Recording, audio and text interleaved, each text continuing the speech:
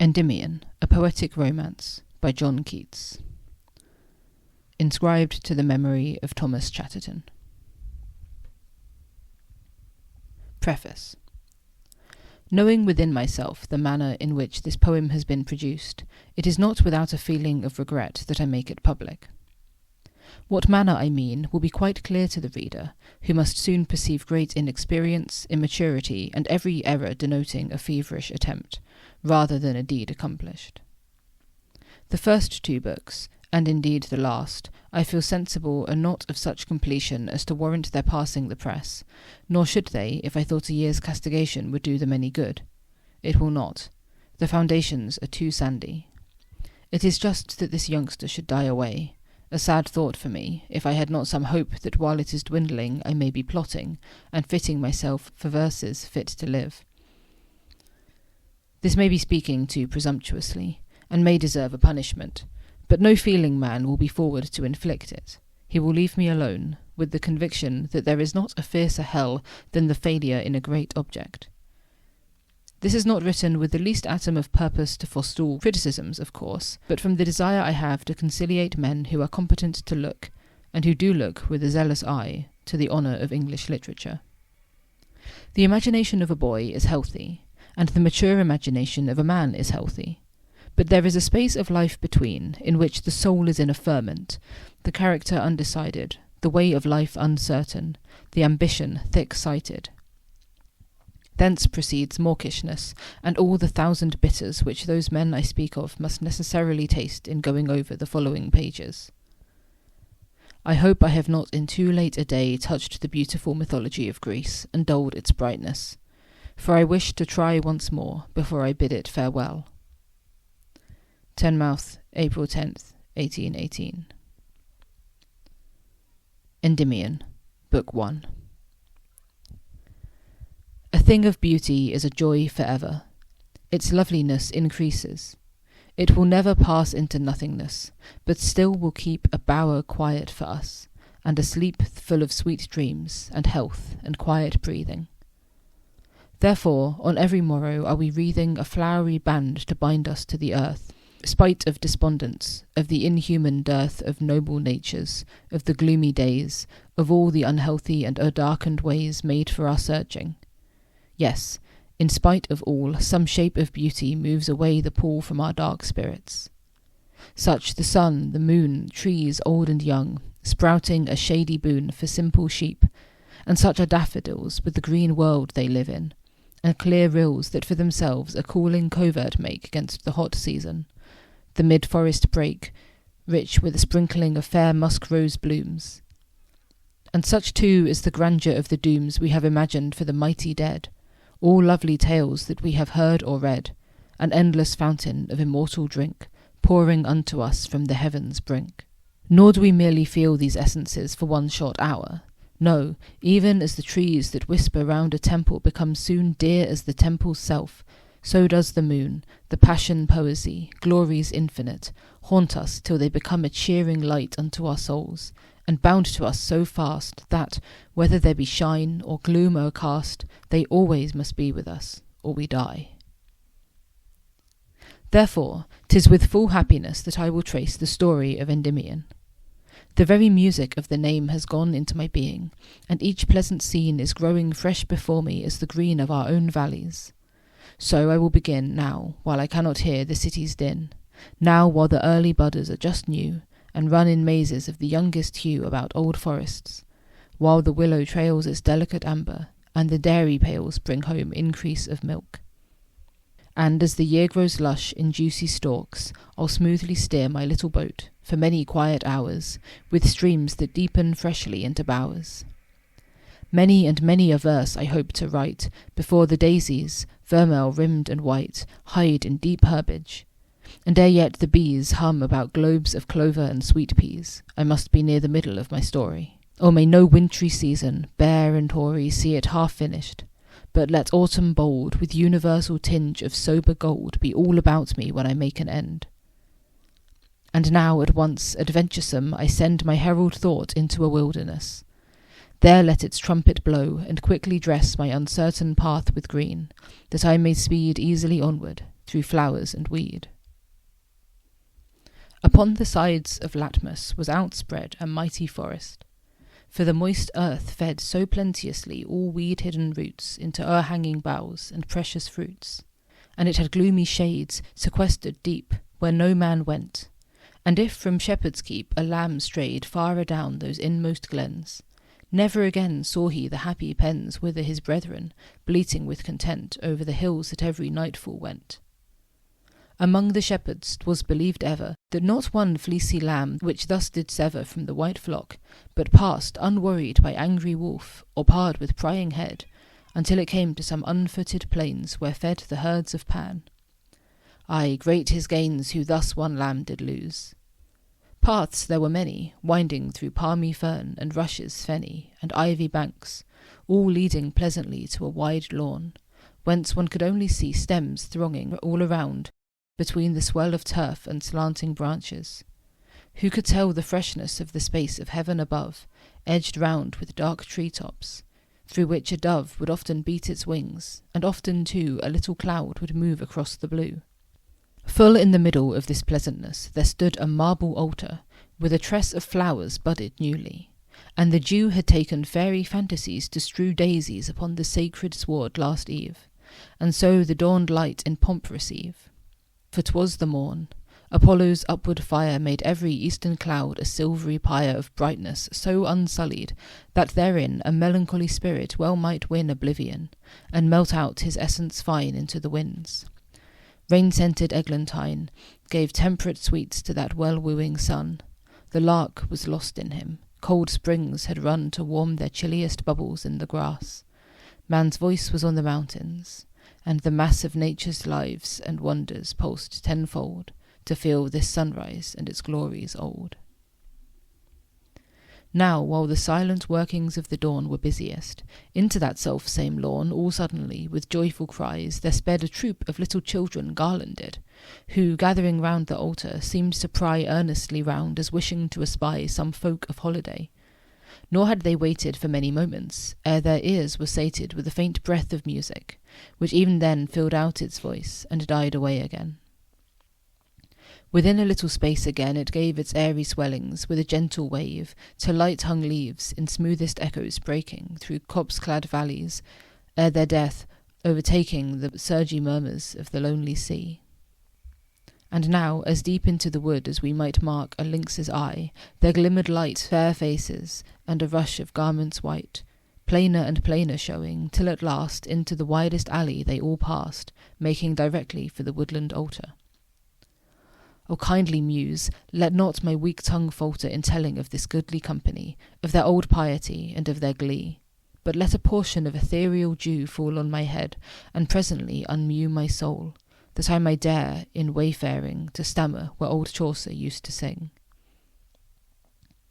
Leading the way, young damsels danced along, bearing the burden of a shepherd song, each having a white wicker overbrimmed with April's tender younglings. Next, well trimmed, a crowd of shepherds with as sunburnt looks as may be read of in Arcadian books, such as sat listening round Apollo's pipe, when the great deity, for earth too ripe, let his divinity overflowing die in music, through the vales of Thessaly. Some idly trailed their sheep-hooks on the ground, and some kept up a shrilly mellow sound with ebon-tipped flutes. Close after these, now coming from beneath the forest trees, a venerable priest, full soberly, begirt with ministering looks. Alway his eye steadfast upon the matted turf he kept, and after him his sacred vestments swept. From his white hand there swung a vase, milk-white, of mingled wine, out-sparkling generous light, and in his left he held a basket full of all sweet herbs that searching eye could cull, wild thyme and valley lilies whiter still than Leda's love, and cresses from the rill. His aged head, crowned with beechen wreath, seemed like a poll of ivy in the teeth of winter hoar. Then came another crowd of shepherds, lifting in due time aloud their share of the ditty. After them appeared, up followed by a multitude that reared their voices to the clouds, a fair-wrought car, easily rolling so as scarce to mar the freedom of 3 steeds of dapple brown, who stood therein did seem of great renown among the throng. His youth was fully blown, showing like Ganymede to manhood grown, and for those simple times his garments were a chieftain king's. Beneath his breast, half bare, was hung a silver bugle, and between his nervy knees there lay a boar spear keen. A smile was on his countenance. He seemed to common lookers on like one who dreamed of idleness in groves Elysian. But there were some who feelingly could scan a lurking trouble in his nether lip, and see that oftentimes the reins would slip through his forgotten hands. Then would they sigh and think of yellow leaves, of owlets' cry, of logs piled solemnly. Ah, well a day, why should our young Endymion pine away? Soon the assembly, in a circle ranged, stood silent round the shrine. Each look was changed to sudden veneration. Women meek beckoned their sons to silence, while each cheek of virgin bloom paled gently for slight fear. Endymion, too, without a forest peer, stood, wan and pale, and with an awed face, among his brothers of the mountain chase.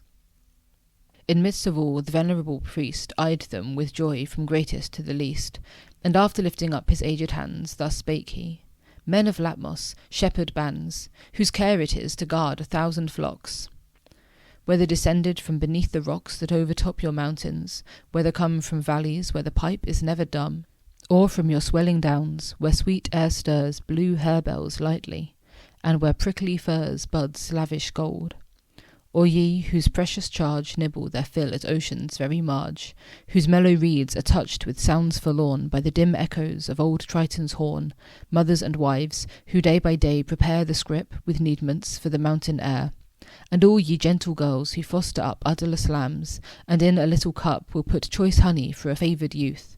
Yea, every one attend, for in good truth our vows are wanting to our great god Pan. Are not our lowing heifers sleeker than night-swollen mushrooms? Are not our wide plains speckled with countless fleeces? Have not rains greened over April's lap? No howling sad sickens our fearful ewes, and we have had great bounty from Endymion our lord. The earth is glad, the merry lark has poured his early song against yon breezy sky that spreads so clear o'er our solemnity. Thus ending, on the shrine he heaped a spire of teeming sweets, enkindling sacred fire. Anon he stained the thick and spongy sod with wine, in honour of the shepherd god. Now, while the earth was drinking it, and while bay leaves were crackling in the fragrant pile, and gummy frankincense was sparkling bright neath smothering parsley, and a hazy light spread greyly eastward, thus a chorus sang. O thou, whose mighty palace roof doth hang from jagged trunks, and overshadoweth eternal whispers, glooms, the birth, life, death of unseen flowers in heavy peacefulness, who loves to see the hamadryads dress their ruffled locks where meeting hazels darken, and through whole solemn hours dost sit and hearken the dreary melody of bedded reeds, in desolate places where dank moisture breeds the pipy hemlock to strange overgrowth. Bethinking thee how melancholy loath thou wast to lose fair Syrinx, do thou now, by thy love's milky brow, by all the trembling mazes that she ran, hear us, great Pan. O thou for whose soul's soothing quiet turtles passion their voices cooingly 'mong myrtles, what time thou wanderest at eventide through sunny meadows that outskirt the side of thine enmossed realms, O thou to whom broad-leaved fig trees even now foredoom their ripened fruitage, yellow-girted bees their golden honeycombs, our village leas their fairest blossomed beans and poppied corn, the chuckling linnet its 5 young unborn to sing for thee, low creeping strawberries their summer coolness, pent-up butterflies their freckled wings, yea, the fresh budding year all its completions, be quickly near by every wind that nods the mountain pine, O forester divine. Thou to whom every fawn and satyr flies for willing service, whether to surprise the squatted hare while in half-sleeping fit, or upward ragged precipices flit to save poor lambkins from the eagle's maw, or by mysterious enticement draw bewildered shepherds to their path again, or to tread breathless round the frothy main, and gather up all fancifullest shells for thee to tumble into naiad cells, and, being hidden, laugh at their outpeeping, or to delight thee with fantastic leaping, the while they pelt each other on the crown with silvery oak apples and fir cones brown. By all the echoes that about thee ring, hear us, O satyr king. O hearkener to the loud clapping shears, while ever and anon to his shorn peers a ram goes bleating, winder of the horn, when snouted wild boars routing tender corn anger our huntsmen. Breather round our farms to keep off mildews and all weather harms. Strange ministrant of undescribed sounds that come a-swooning over hollow grounds, and wither drearily on barren moors. Dread opener of the mysterious doors leading to universal knowledge. See, great son of Dryope, the many that are come to pay their vows with leaves about their brows. Be still the unimaginable lodge for solitary thinkings, such as dodge conception to the very bourne of heaven, then leave the naked brain. Be still the leaven that spreading in this dull and clodded earth gives it a touch ethereal, a new birth. Be still a symbol of immensity, a firmament reflected in a sea, an element filling the space between, an unknown, but no more. We humbly screen with uplift hands our foreheads, lowly bending, and giving out a shout most heaven-rending, conjure thee to receive our humble paean upon thy Mount Lycaean. Even while they brought the burden to a close, a shout from the whole multitude arose that lingered in the air like dying rolls of abrupt thunder, when Ionian shoals of dolphins bobbed their noses through the brine. Meantime, on shady levels, mossy fine, young companies nimbly began dancing to the swift treble pipe and humming string. Aye, those fair living forms swam heavenly to tunes forgotten, out of memory. Fair creatures, whose young children's children bred Thermopylae its heroes, not yet dead, but in old marbles ever beautiful. High genitors, unconscious did they cull time's sweet first fruits. They danced to weariness, and then in quiet circles did they press the hillock turf, and caught the latter end of some strange history, potent to send a young mind from its bodily tenement. Or they might watch the quoit pitchers, intent on either side, pitying the sad death of Hyacinth when the cruel breath of Zephyr slew him, Zephyr penitent, who now, ere Phoebus mounts the firmament, fondles the flower amid the sobbing rain. The archers, too, upon a wider plain, beside the feathery whizzing of the shaft, and the dull twanging bowstring, and the raft, branched down sweeping from a tall ash-top, called up 1,000 thoughts to envelope those who would watch.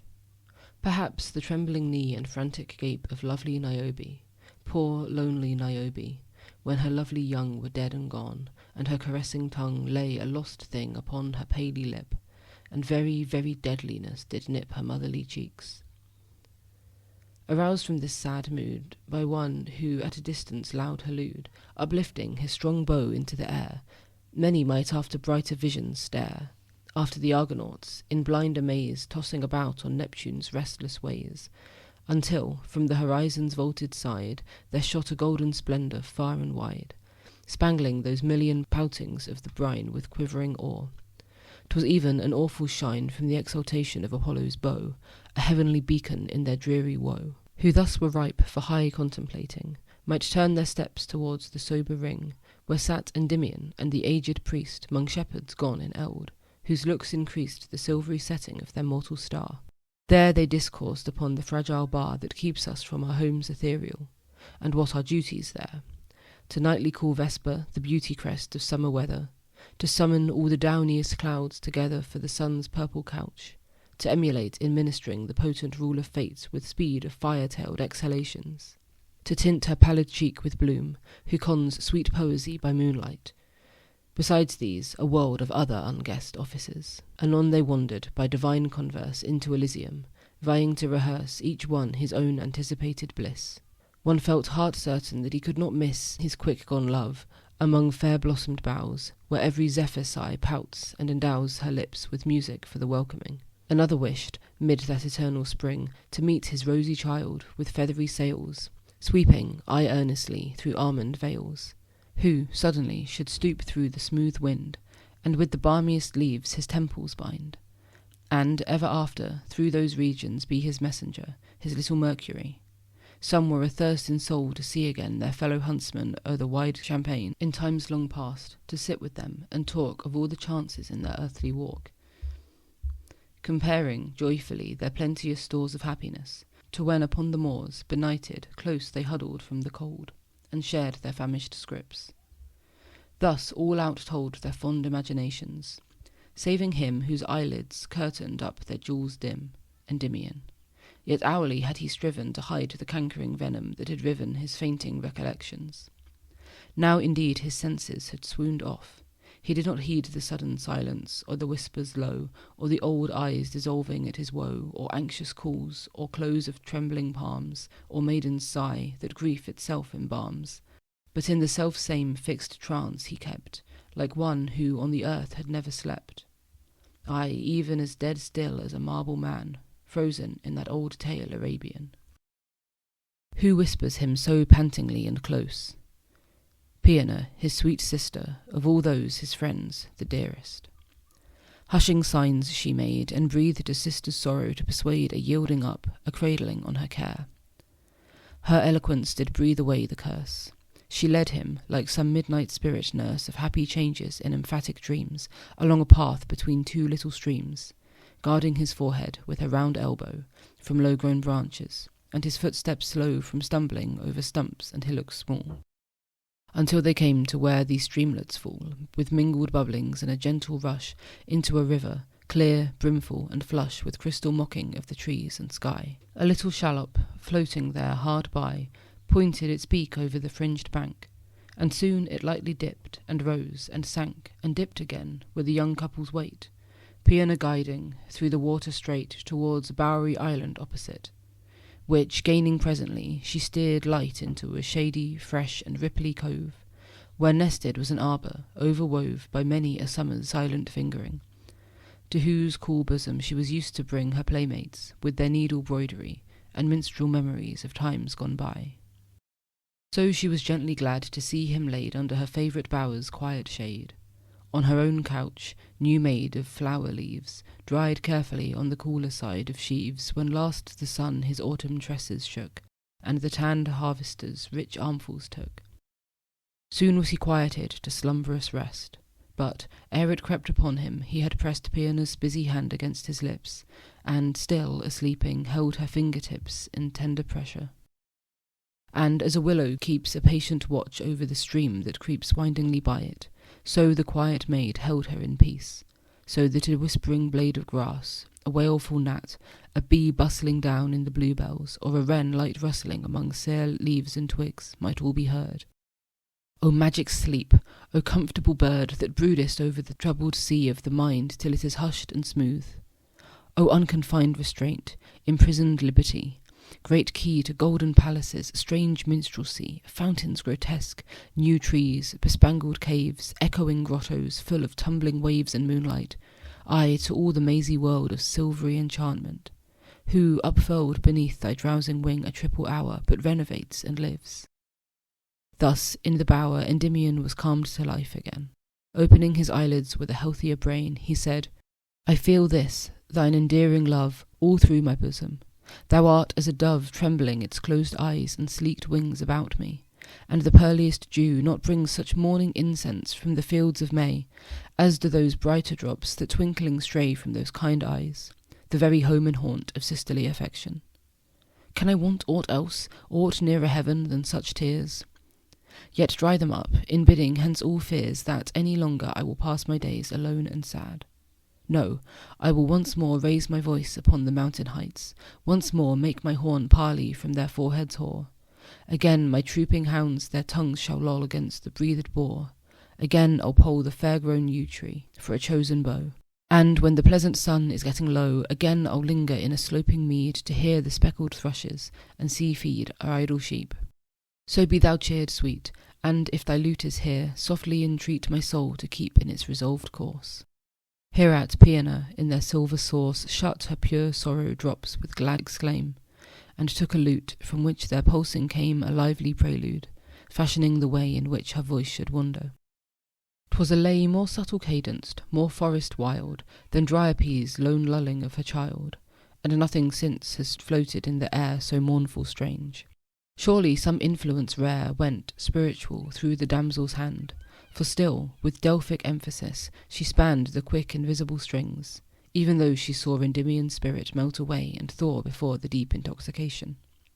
But soon she came, with sudden burst, upon her self-possession, swung the lute aside, and earnestly said, Brother, 'tis vain to hide that thou dost know of things mysterious, immortal, starry.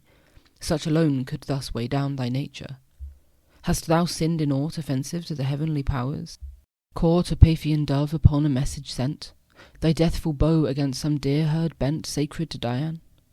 Haply thou hast seen her naked limbs among the alders green, and that, alas, is death. No, I can trace something more high perplexing in thy face. Endymion looked at her, and pressed her hand, and said, Art thou so pale, who wast so bland and merry in our meadows? How is this?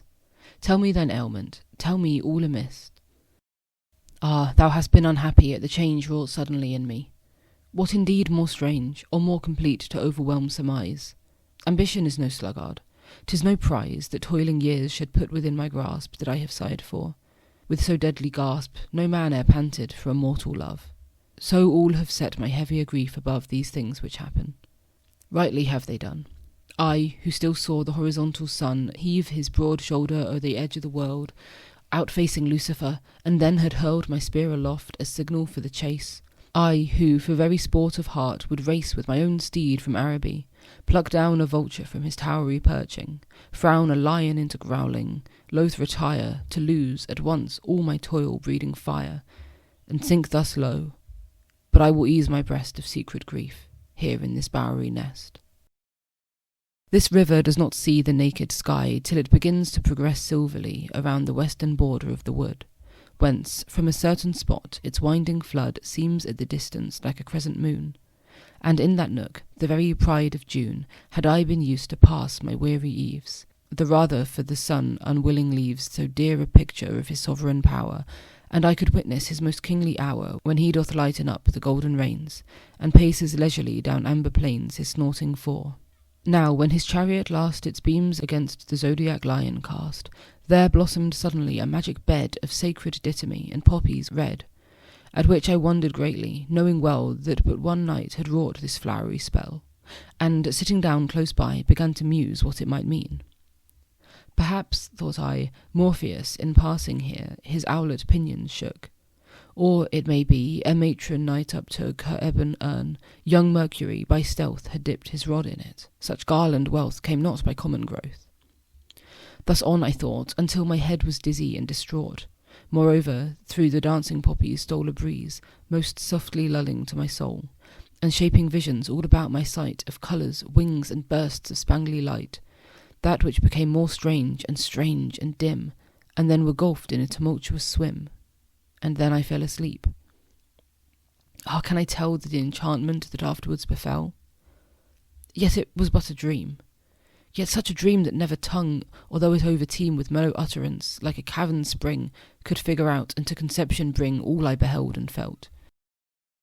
Methought I lay watching the zenith, where the Milky Way among the stars in virgin splendour pours, and travelling my eye until the doors of heaven appeared to open for my flight, I became loath and fearful to alight from such high soaring by a downward glance, so kept me steadfast in that airy trance, spreading imaginary pinions wide, when presently the stars began to glide and faint away before my eager view, at which I sighed that I could not pursue, and dropped my vision to the horizon's verge.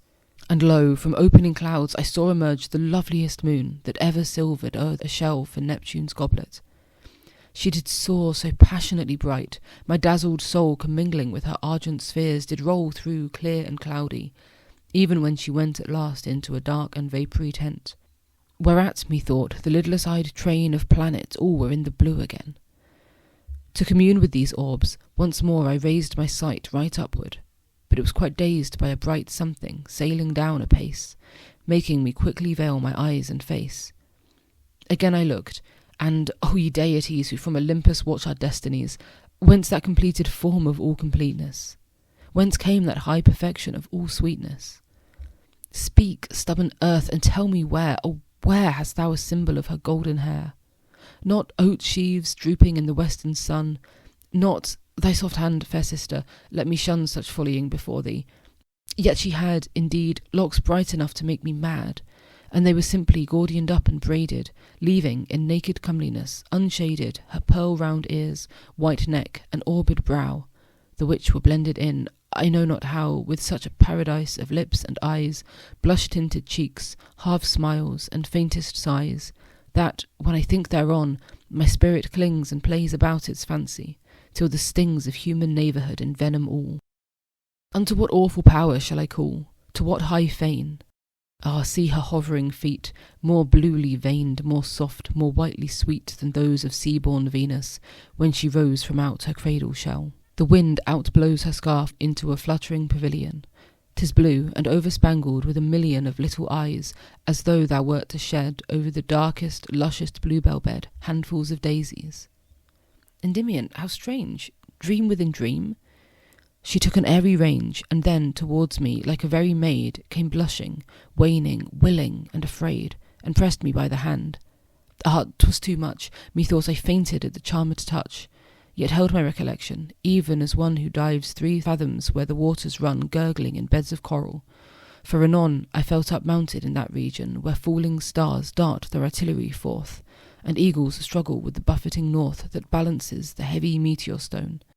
Felt, too, I was not fearful, nor alone, but lapped and lulled along the dangerous sky. Soon, as it seemed, we left our journeying high, and straightway into frightful eddies swooped, such as I muster where grey time has scooped huge dens and caverns in a mountain's side. There hollow sounds aroused me, and I sighed to faint once more by looking on my bliss. I was distracted. Madly did I kiss the wooing arms which held me, and did give my eyes at once to death. But 'twas to live, to take in draughts of life from the gold fount of kind and passionate looks, to count and count the moments, by some greedy help that seemed a second self, that each might be redeemed and plundered of its load of blessedness. Ah, desperate mortal! I e'en dared to press her very cheek against my crowned lip, and, at that moment, felt my body dip into a warmer air. A moment more, our feet were soft in flowers. There was store of newest joys upon that alp. Sometimes a scent of violets and blossoming limes loitered around us, then of honey cells made delicate from all white flower bells. And once, above the edges of our nest, an arch face peeped, an Oread, as I guessed. Why did I dream that sleep o'erpowered me in midst of all this heaven? Why not see, far off, the shadows of his pinions dark, and stare them from me?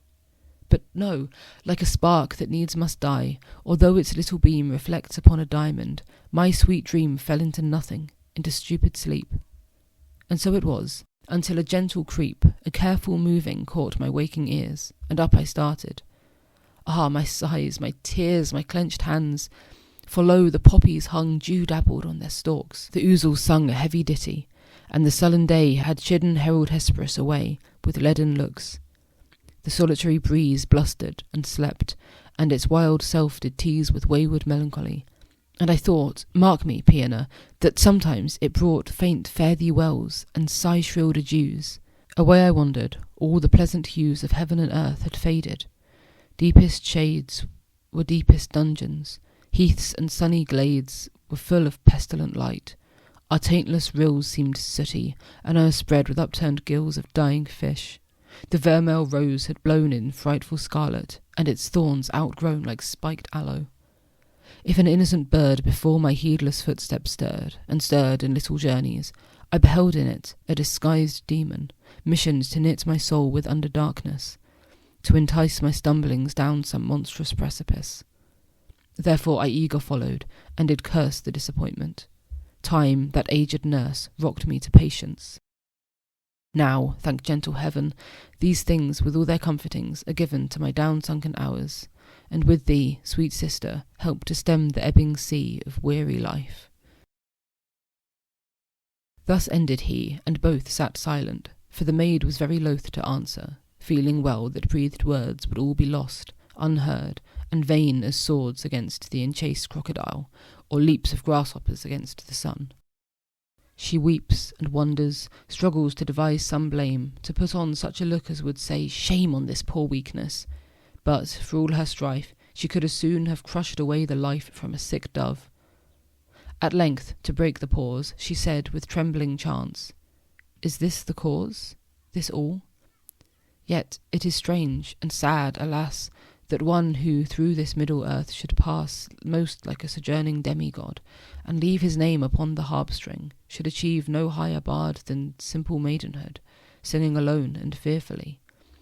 How the blood left his young cheek, and how he used to stray he knew not where, and how he would say nay if any said 'twas love, and yet 'twas love. What could it be but love?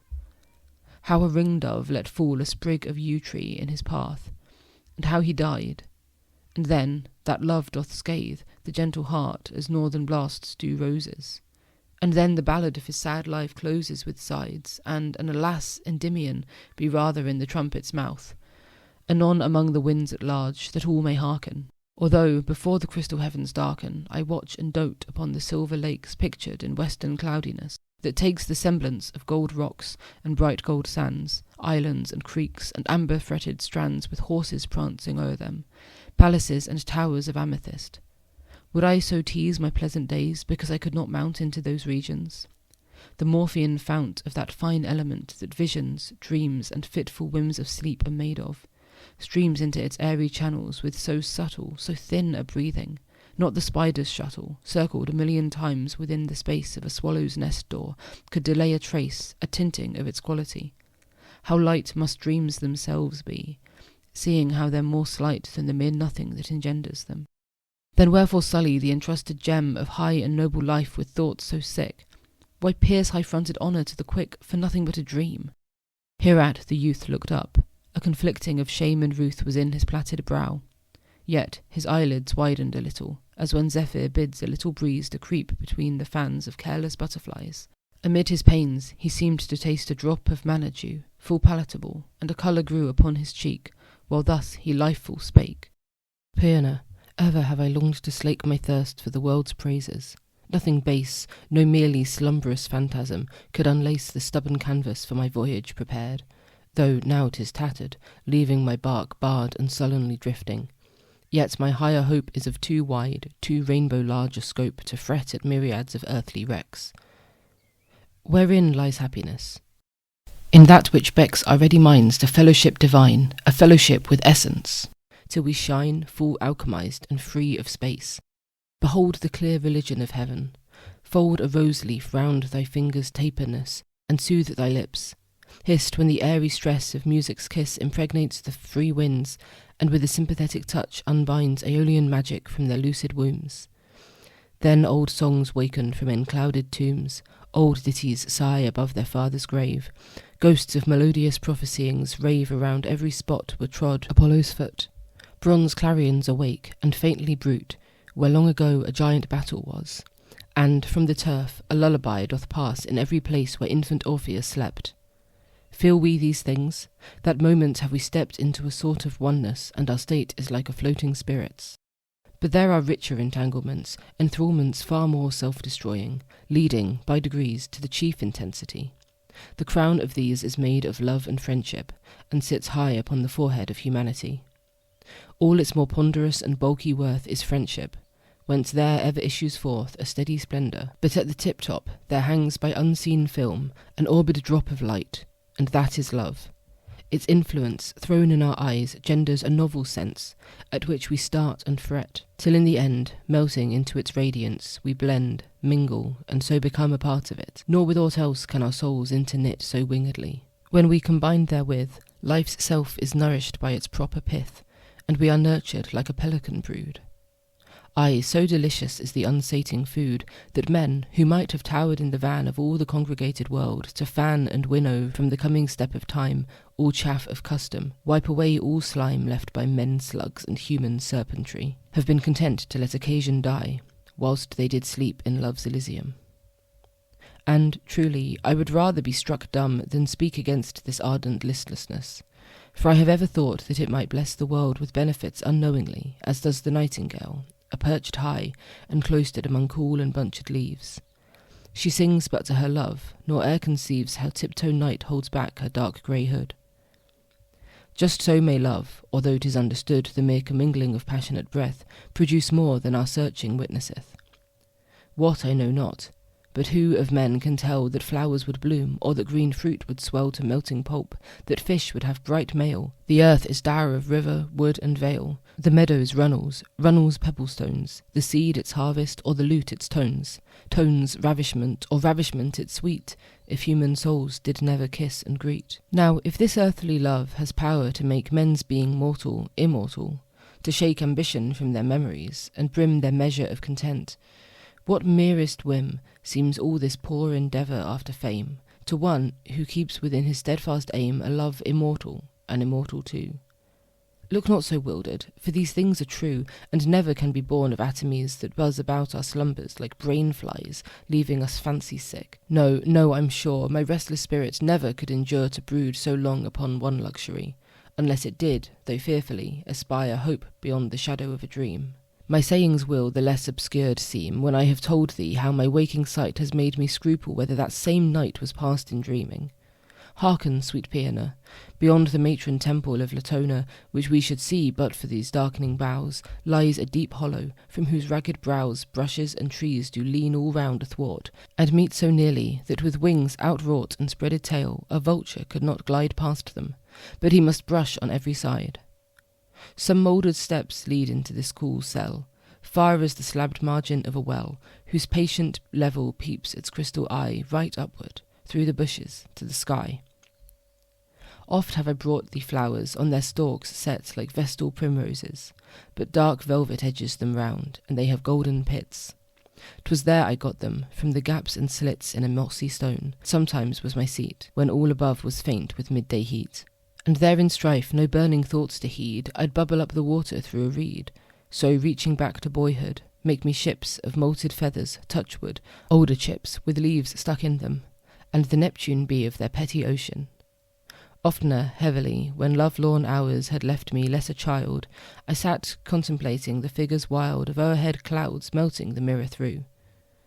Upon a day, while thus I watched, by flew a cloudy Cupid, with his bow and quiver, so plainly charactered, no breeze would shiver the happy chance. So happy, I was fain to follow it upon the open plain, and therefore was just going, when, behold, a wonder, fair as any I have told, the same bright face I tasted in my sleep, smiling in the clear well. My heart did leap through the cool depth. It moved as if to flee. I started up, when, lo, refreshfully, there came upon my face, in plenteous showers, dewdrops, and dewy buds, and leaves, and flowers, wrapping all objects from my smothered sight, bathing my spirit in a new delight. Aye, such a breathless honey feel of bliss alone preserved me from the drear abyss of death, for the fair form had gone again. Pleasure is oft a visitant, but pain clings cruelly to us, like the gnawing sloth on the deer's tender haunches. Late and loth, 'tis scared away by slow returning pleasure. How sickening, how dark the dreadful leisure of weary days, made deeper exquisite by a foreknowledge of unslumberous night. Like sorrow came upon me, heavier still than when I wandered from the poppy hill, and a whole age of lingering moments crept sluggishly by, ere more contentment swept away at once the deadly yellow spleen. Yes, thrice have I this fair enchantment seen, once more been tortured with renewed life. When last the wintry gusts gave over strife with the conquering sun of spring, and left the skies warm and serene, but yet with moistened eyes in pity of the shattered infant buds, that time thou didst adorn with amber studs my hunting cap, because I laughed and smiled, chatted with thee, and many days exiled all torment from my breast. 'Twas even then, straying about, yet cooped up in the den of helpless discontent, hurling my lance from place to place, and following at chance, at last by hap, through some young trees it struck, and, plashing among bedded pebbles, stuck in the middle of a brook, whose silver ramble down 20 little falls, through reeds and bramble, tracing along, it brought me to a cave, whence it ran brightly forth, and white did lave the nether sides of mossy stones and rock, 'mong which it gurgled blithe dews, to mock its own sweet grief at parting. Overhead hung a lush scene of drooping weeds, and spread thick, as to curtain up some wood-nymph's home. "Ah, impious mortal, whither do I roam?" said I, low-voiced. "Ah, whither? 'Tis the grot of Proserpine, when hell obscure and hot doth her resign, and where her tender hands she dabbles on the cool and sluicy sands. Or 'tis the cell of Echo, where she sits and babbles through silence, till her wits are gone in tender madness, and anon faints into sleep, with many a dying tone of sadness. Oh, that she would take my vows, and breathe them sighingly among the boughs, to soothe her gentle ears, for whose fair head daily I pluck sweet flowerets from their bed, and weave them dyingly. Send honey whispers round every leaf, that all those gentle lispers may sigh my love under her pitying. O charitable Echo, hear and sing this ditty to her. Tell her." So I stayed my foolish tongue, and listening, half afraid, stood stupefied with my own empty folly, and blushing for the freaks of melancholy. Salt tears were coming when I heard my name most fondly lipped, and then these accents came. Endymion, the cave is secreter than the isle of Delos. Echo hence shall stir no sighs but sigh-warm kisses, or light noise of thy combing hand, the while it travelling cloys and trembles through my labyrinthine hair. At that, oppressed, I hurried in. Ah, where are those swift moments? Whither are they fled? I'll smile no more, Pianer, nor will wed sorrow the way to death, but patiently bear up against it. So farewell, sad sigh, and come instead demurest meditation, to occupy me wholly, and to fashion my pilgrimage for the world's dusty brink. No more will I count over, link by link, my chain of grief, no longer strive to find a half-forgetfulness in mountain wind blustering about my ears. Ay, thou shalt see, dearest of sisters, what my life shall be, what a calm round of hours shall make my days. There is a paly flame of hope that plays where'er I look, but yet I'll say 'tis naught, and here I bid it die. Have not I caught already a more healthy countenance? By this the sun is setting, we may chance meet some of our near-dwellers with my car. This said, he rose, faint smiling like a star through autumn mists, and took Pianer's hand. They stepped into the boat, and launched from land. Endymion, Book 2. O sovereign power of love, O grief, O balm, all records, saving thine, come cool and calm and shadowy through the mist of past years. For others, good or bad, hatred and tears have become indolent. But touching thine, one sigh doth echo, one poor sob doth pine, one kiss brings honey dew from buried days. The woes of Troy, towers smothering o'er the blaze, stiff holden shields, far-piercing spears, keen blades, struggling, and blood and shrieks, all dimly fades into some backward corner of the brain. Yet in our very souls we feel amain the close of Troilus and Cressid sweet. Hence pageant history, hence gilded cheat, swart planet in the universe of deeds, wide sea that one continuous murmur breeds along the pebbled shore of memory. Many old rotten timbered boats there be upon thy vaporous bosom, magnified to goodly vessels. Many a sail of pride and golden keeled is left unlaunched and dry. But wherefore this? What care, though owl did fly about the great Athenian admiral's mast? What care, though striding Alexander passed the Indus with his Macedonian numbers? Though old Ulysses tortured from his slumbers the glutted Cyclops, what care? Juliet leaning amid her window flowers, sighing, weaning tenderly her fancy from its maiden snow, doth more avail than these. The silver flow of heroes' tears, the swoon of Imogen, fair Pastorella in the bandit's den, are things to brood on with more ardency than the death day of empires. Fearfully, most such conviction come upon his head, who, thus far, discontent, has dared to tread, without one muse's smile, or kind behest, the path of love and poesy. But rest, in chaffing restlessness, is yet more drear than to be crushed, in striving to uprear love's standard on the battlements of song. So once more days and nights aid me along, like legioned soldiers. Brain-sick shepherd prince, what promise hast thou faithful guarded since the day of sacrifice? Or have new sorrows come with the constant dawn upon thy morrows? Alas, 'tis his old grief. For many ways has he been wandering in uncertain ways, through wilderness and woods of mossed oaks, counting his woe-worn minutes by the strokes of the lone woodcutter, and listening still, hour after hour, to each lush-leaved rill. Now he is sitting by a shady spring, and elbow-deep with feverous fingering stems the upbursting cold. A wild rose-tree pavilions him in bloom, and he doth see a bud which snares his fancy. Lo, but now he plucks it, dips its stalk into the water. How it swells, it buds, it flowers beneath his sight, and, in the middle, there is softly pight a golden butterfly, upon whose wings there must be surely charactered strange things, for with wide eyes he wonders, and smiles oft. Lightly this little herald flew aloft, followed by glad Endymion's clasped hands. Onward it flies. From languor's sullen bands his limbs are loosed, and eager on he hies, dazzled to trace it in the sunny skies. It seemed he flew, the way so easy was, and like a newborn spirit did he pass through the green evening quiet in the sun, o'er many a heath, through many a woodland dun, through buried paths, where sleepy twilight dreams the summertime away. One track unseams a wooded cleft, and, far away, the blue of ocean fades upon him. Then anew he sinks adown a solitary glen, where there was never sound of mortal men, saving, perhaps, some snow-light cadences melting to silence, when upon the breeze some holy bark let forth an anthem sweet to cheer itself to Delphi.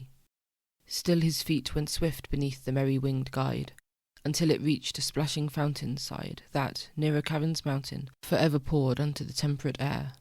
Then high it soared, and downward, suddenly began to dip, as if, athirst with so much toil, 'twould sip the crystal spout-head. So it did, with touch most delicate, as though afraid to smutch even with mealy gold the waters clear. But, at that very touch, to disappear so fairy quick was strange. Bewildered, Endymion sought around, and shook each bed of covert flowers in vain, and then he flung himself along the grass. What gentle tongue, what whisperer disturbed his gloomy rest? It was a nymph uprisen to the breast in the fountain's pebbly margin, and she stood 'mong lilies like the youngest of the brood. To him her dripping hand she softly kissed, and anxiously began to plait and twist her ringlets round her fingers, saying, "Youth, too long, alas, hast thou starved on the ruth the bitterness of love. Too long indeed, seeing thou art so gentle. Could I weed thy soul of care, by heavens I would offer all the bright riches of my crystal coffer to Amphitrite, all my clear-eyed fish, golden or rainbow-sided or purplish, vermilion-tailed, or finned with silvery gauze, yea, all my veined pebble floor, that draws a virgin light to the deep. My grotto sands, tawny and gold, oozed slowly from far lands, by my diligent springs. My level lilies, shells, my charming rod, my potent river spells, yes, everything, even to the pearly cup Meander gave me, for I bubbled up to fainting creatures in a desert wild. But woe is me, I am but as a child to gladden thee, and all I dare to say is that I pity thee, that on this day I've been thy guide, that thou must wander far in other regions, past the scanty bar to mortal steps, before thou can be taken from every wasting sigh, from every pain, into the gentle bosom of thy love. Why it is thus, one knows in heaven above, but, a poor naiad, I guess not. Farewell, I have a ditty for my hollow cell." Hereat she vanished from Endymion's gaze, who brooded o'er the water in amaze. The dashing fount poured on, and where its pool lay, half asleep, in grass and rushes cool, quick waterflies and gnats were sporting still, and fish were dimpling, as if good nor ill had fallen out that hour. The wanderer, holding his forehead to keep off the burr of smothering fancies, patiently sat down, and, while beneath the evening's sleeping frown glow-worms began to trim their starry lamps, thus breathed he to himself, "Whoso encamps to take a fancied city of delight, oh, what a wretch is he! And when 'tis his, after long toil and travelling, to miss the kernel of his hopes, how more than vile! Yet for him there's refreshment even in toil. Another city doth he set about, free from the smallest pebble-head of doubt that he will seize on trickling honeycombs. Alas, he finds them dry, and then he foams, and onward to another city speeds. But this is human life. The war, the deeds, the disappointment, the anxiety, imagination struggles far and nigh, all human, bearing in themselves this good, that they are still the air, the subtle food to make us feel existence, and to show how quiet death is. Where soil is, men grow, whether to weeds or flowers. But for me there is no depth to strike in. I can see naught earthly worth my compassing. So stand upon a misty jutting head of land.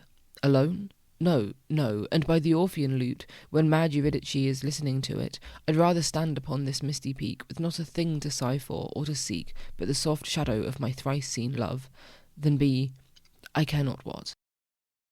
O meekest dove of heaven, O Cynthia, 10 times bright and fair, from thy blue throne, now filling all the air, glance but one little beam of tempered light into my bosom, that the dreadful might and tyranny of love be somewhat scared. Yet do not so, sweet queen. One torment spared would give a pang to jealous misery, worse than the torment's self. But rather tie large wings upon my shoulders, and point out my love's fair dwelling.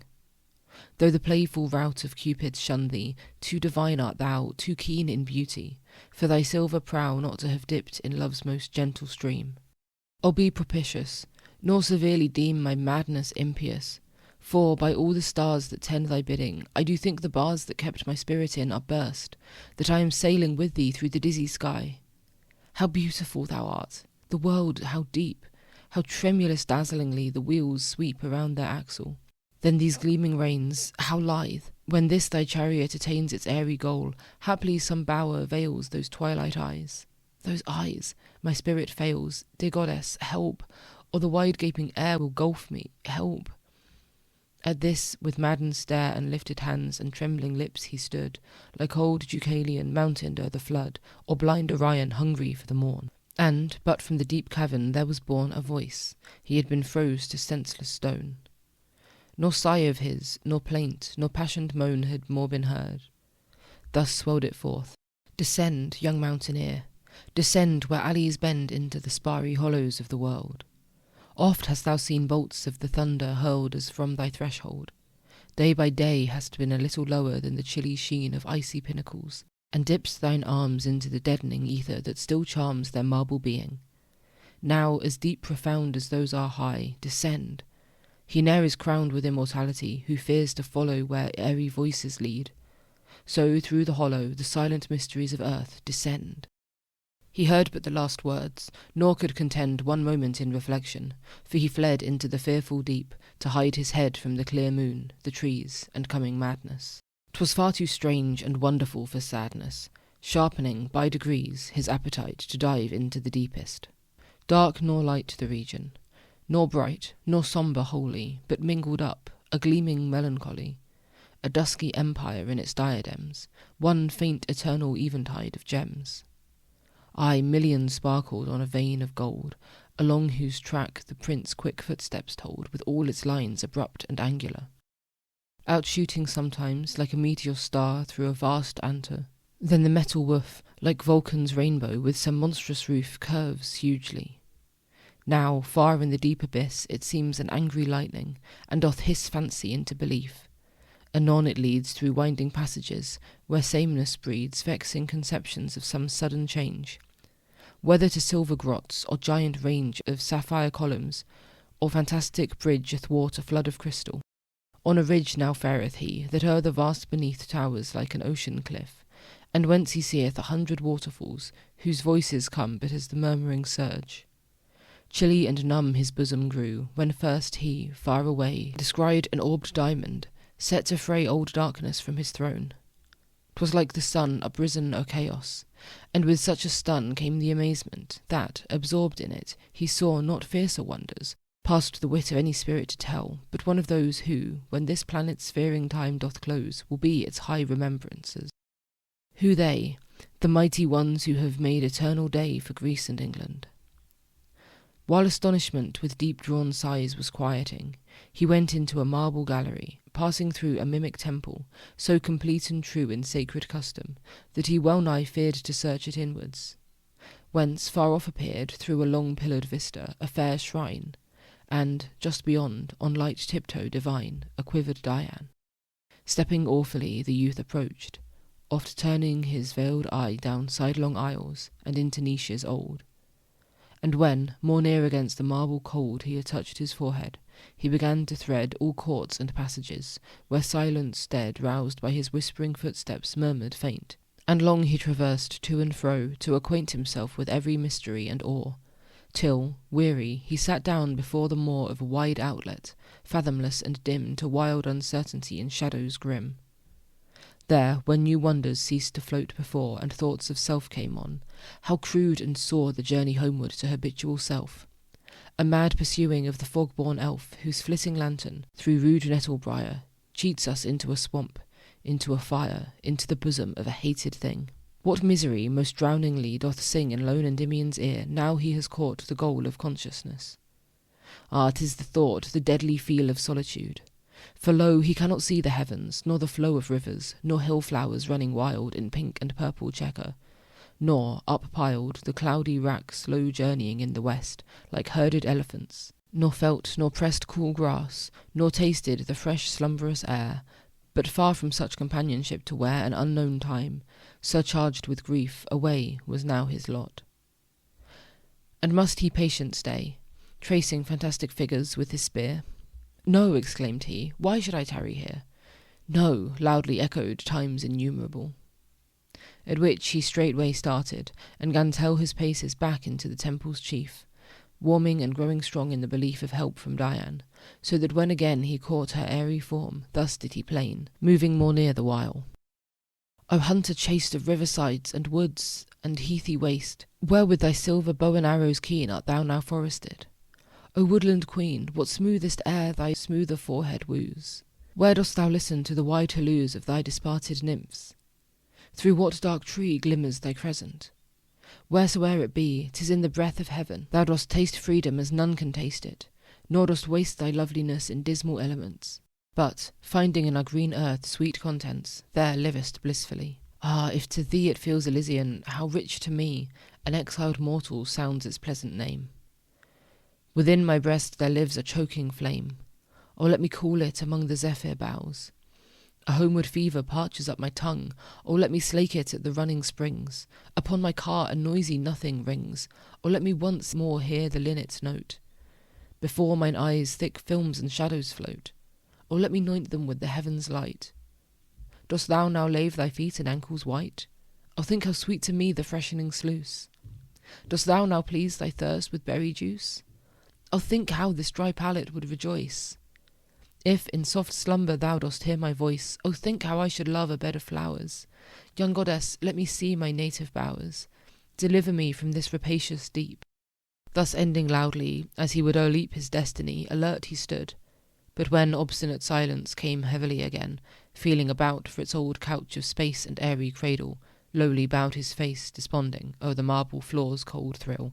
But 'twas not long, for, sweeter than the rill to its old channel, or a swollen tide to margin sallows, were the leaves he spied, and flowers and wreaths and ready myrtle crowns upheaping through the slab. Refreshment drowns itself, and strives its own delights to hide.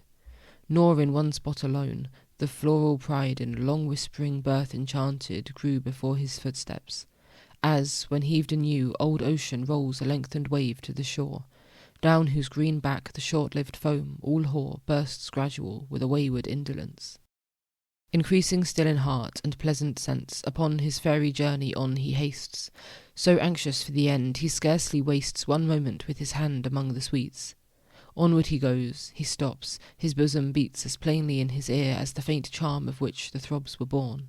This still alarm, this sleepy music, forced him walk tiptoe, for it came more softly than the east could blow Orion's magic to the Atlantic isles, or than the west, made jealous by the smiles of throned Apollo, could breathe back the lyre to seas Ionian and Tyrian. Or did he ever live, that lonely man, who loved, and music slew not? 'Tis the pest of love, that fairest joys give most unrest, that things of delicate and tenderest worth are swallowed all, and made a seared dearth, by one consuming flame. It doth immerse and suffocate true blessings in a curse. Half happy, by comparison of bliss, is miserable. 'Twas even so with this dew-dropping melody in the carrion's ear. First heaven, then hell, and then forgotten clear, vanished in elemental passion, and down some swart abysm he had gone, had not a heavenly guide benignant led to where thick myrtle branches, 'gainst his head brushing, awakened. Then the sounds again went noiseless as a passing noontide rain over a bower, where little space he stood, for as the sunset peeps into a wood, so saw he panting light, and towards it went through winding alleys, and, lo, wonderment! Upon soft verdure saw, one here, one there, cupids a-slumbering on their pinions fair. After 1,000 mazes overgone, at last with sudden step he came upon a chamber, myrtle-walled, embowered high, full of light, incense, tender minstrelsy, and more of beautiful and strange beside, for on a silken couch of rosy pride, in midst of all, there lay a sleeping youth of fondest beauty, fonder, in fair sooth, than sighs could fathom, or contentment reach, and coverlids gold-tinted like the peach, or ripe October's faded marigolds, fell sleek about him in 1,000 folds, not hiding up an Apollonian curve of neck and shoulder, nor the tenting swerve of knee from knee, nor ankles pointing light, but rather giving them to the filled sight officiously. Sideway his face reposed on one white arm, and tenderly unclosed by tenderest pressure, a faint damask mouth to slumbery pout, just as the morning south disparts a dew-lipped rose. Above his head 4 lily-stalks did their white honours wed to make a coronal, and round him grew all tendrils green, of every bloom and hue, together intertwined and trammelled fresh the vine of glossy sprout, the ivy mesh, shading its Ethiop berries, and woodbine of velvet leaves and bugle blooms divine, convolvulus in streaked vases flush, the creeper mellowing for an autumn blush, and virgin's bower trailing airily with others of the sisterhood. Hard by stood serene cupids watching silently. One, kneeling to a lyre, touched the strings, muffling to death the pathos with his wings, and ever and anon uprose to look at the youth's slumber, while another took a willow bough, distilling odorous dew, and shook it on his hair. Another flew in through the woven roof, and fluttering wise rained violets upon his sleeping eyes. At these enchantments, and yet many more, the breathless Latmian wandered o'er and o'er, until, impatient in embarrassment, he forthright passed, and lightly treading went to that same feathered lyrist, who, straightway smiling, thus whispered, "Though from upper day thou art a wanderer, and thy presence here might seem unholy, be of happy cheer. For 'tis the nicest touch of human honour, when some ethereal and high-faving donor presents immortal bowers to mortal sense, as now 'tis done to thee, Endymion. Hence was I in no wise startled. So recline upon these living flowers. Here is wine, alive with sparkles. Never, I aver, since Ariadne was a vintager, so cool a purple. Taste these juicy pears, sent me by sad Vertumnus, when his fears were high about Pomona. Here is cream, deepening to richness from a snowy gleam, sweeter than that nurse Amalthea skimmed for the boy Jupiter. And here, undimmed by any touch, a bunch of blooming plums ready to melt between an infant's gums. And here is manna picked from Syrian trees, in starlight, by the 3 Hesperides. Feast on, and meanwhile I will let thee know of all these things around us." He did so, still brooding o'er the cadence of his lyre, and thus, "I need not any hearing tire by telling how the sea-born goddess pined for a mortal youth, and how she strove to bind him all in all unto her doting self. Who would not be so prisoned? But, fond elf, he was content to let her amorous plea faint through his careless arms, content to see an unseized heaven dying at his feet, content, O fool, to make a cold retreat, when on the pleasant grass such love-lorn lay sorrowing, when every tear was born of diverse passion, when her lips and eyes were closed in sullen moisture, and quick sighs came vexed and pettish through her nostrils small.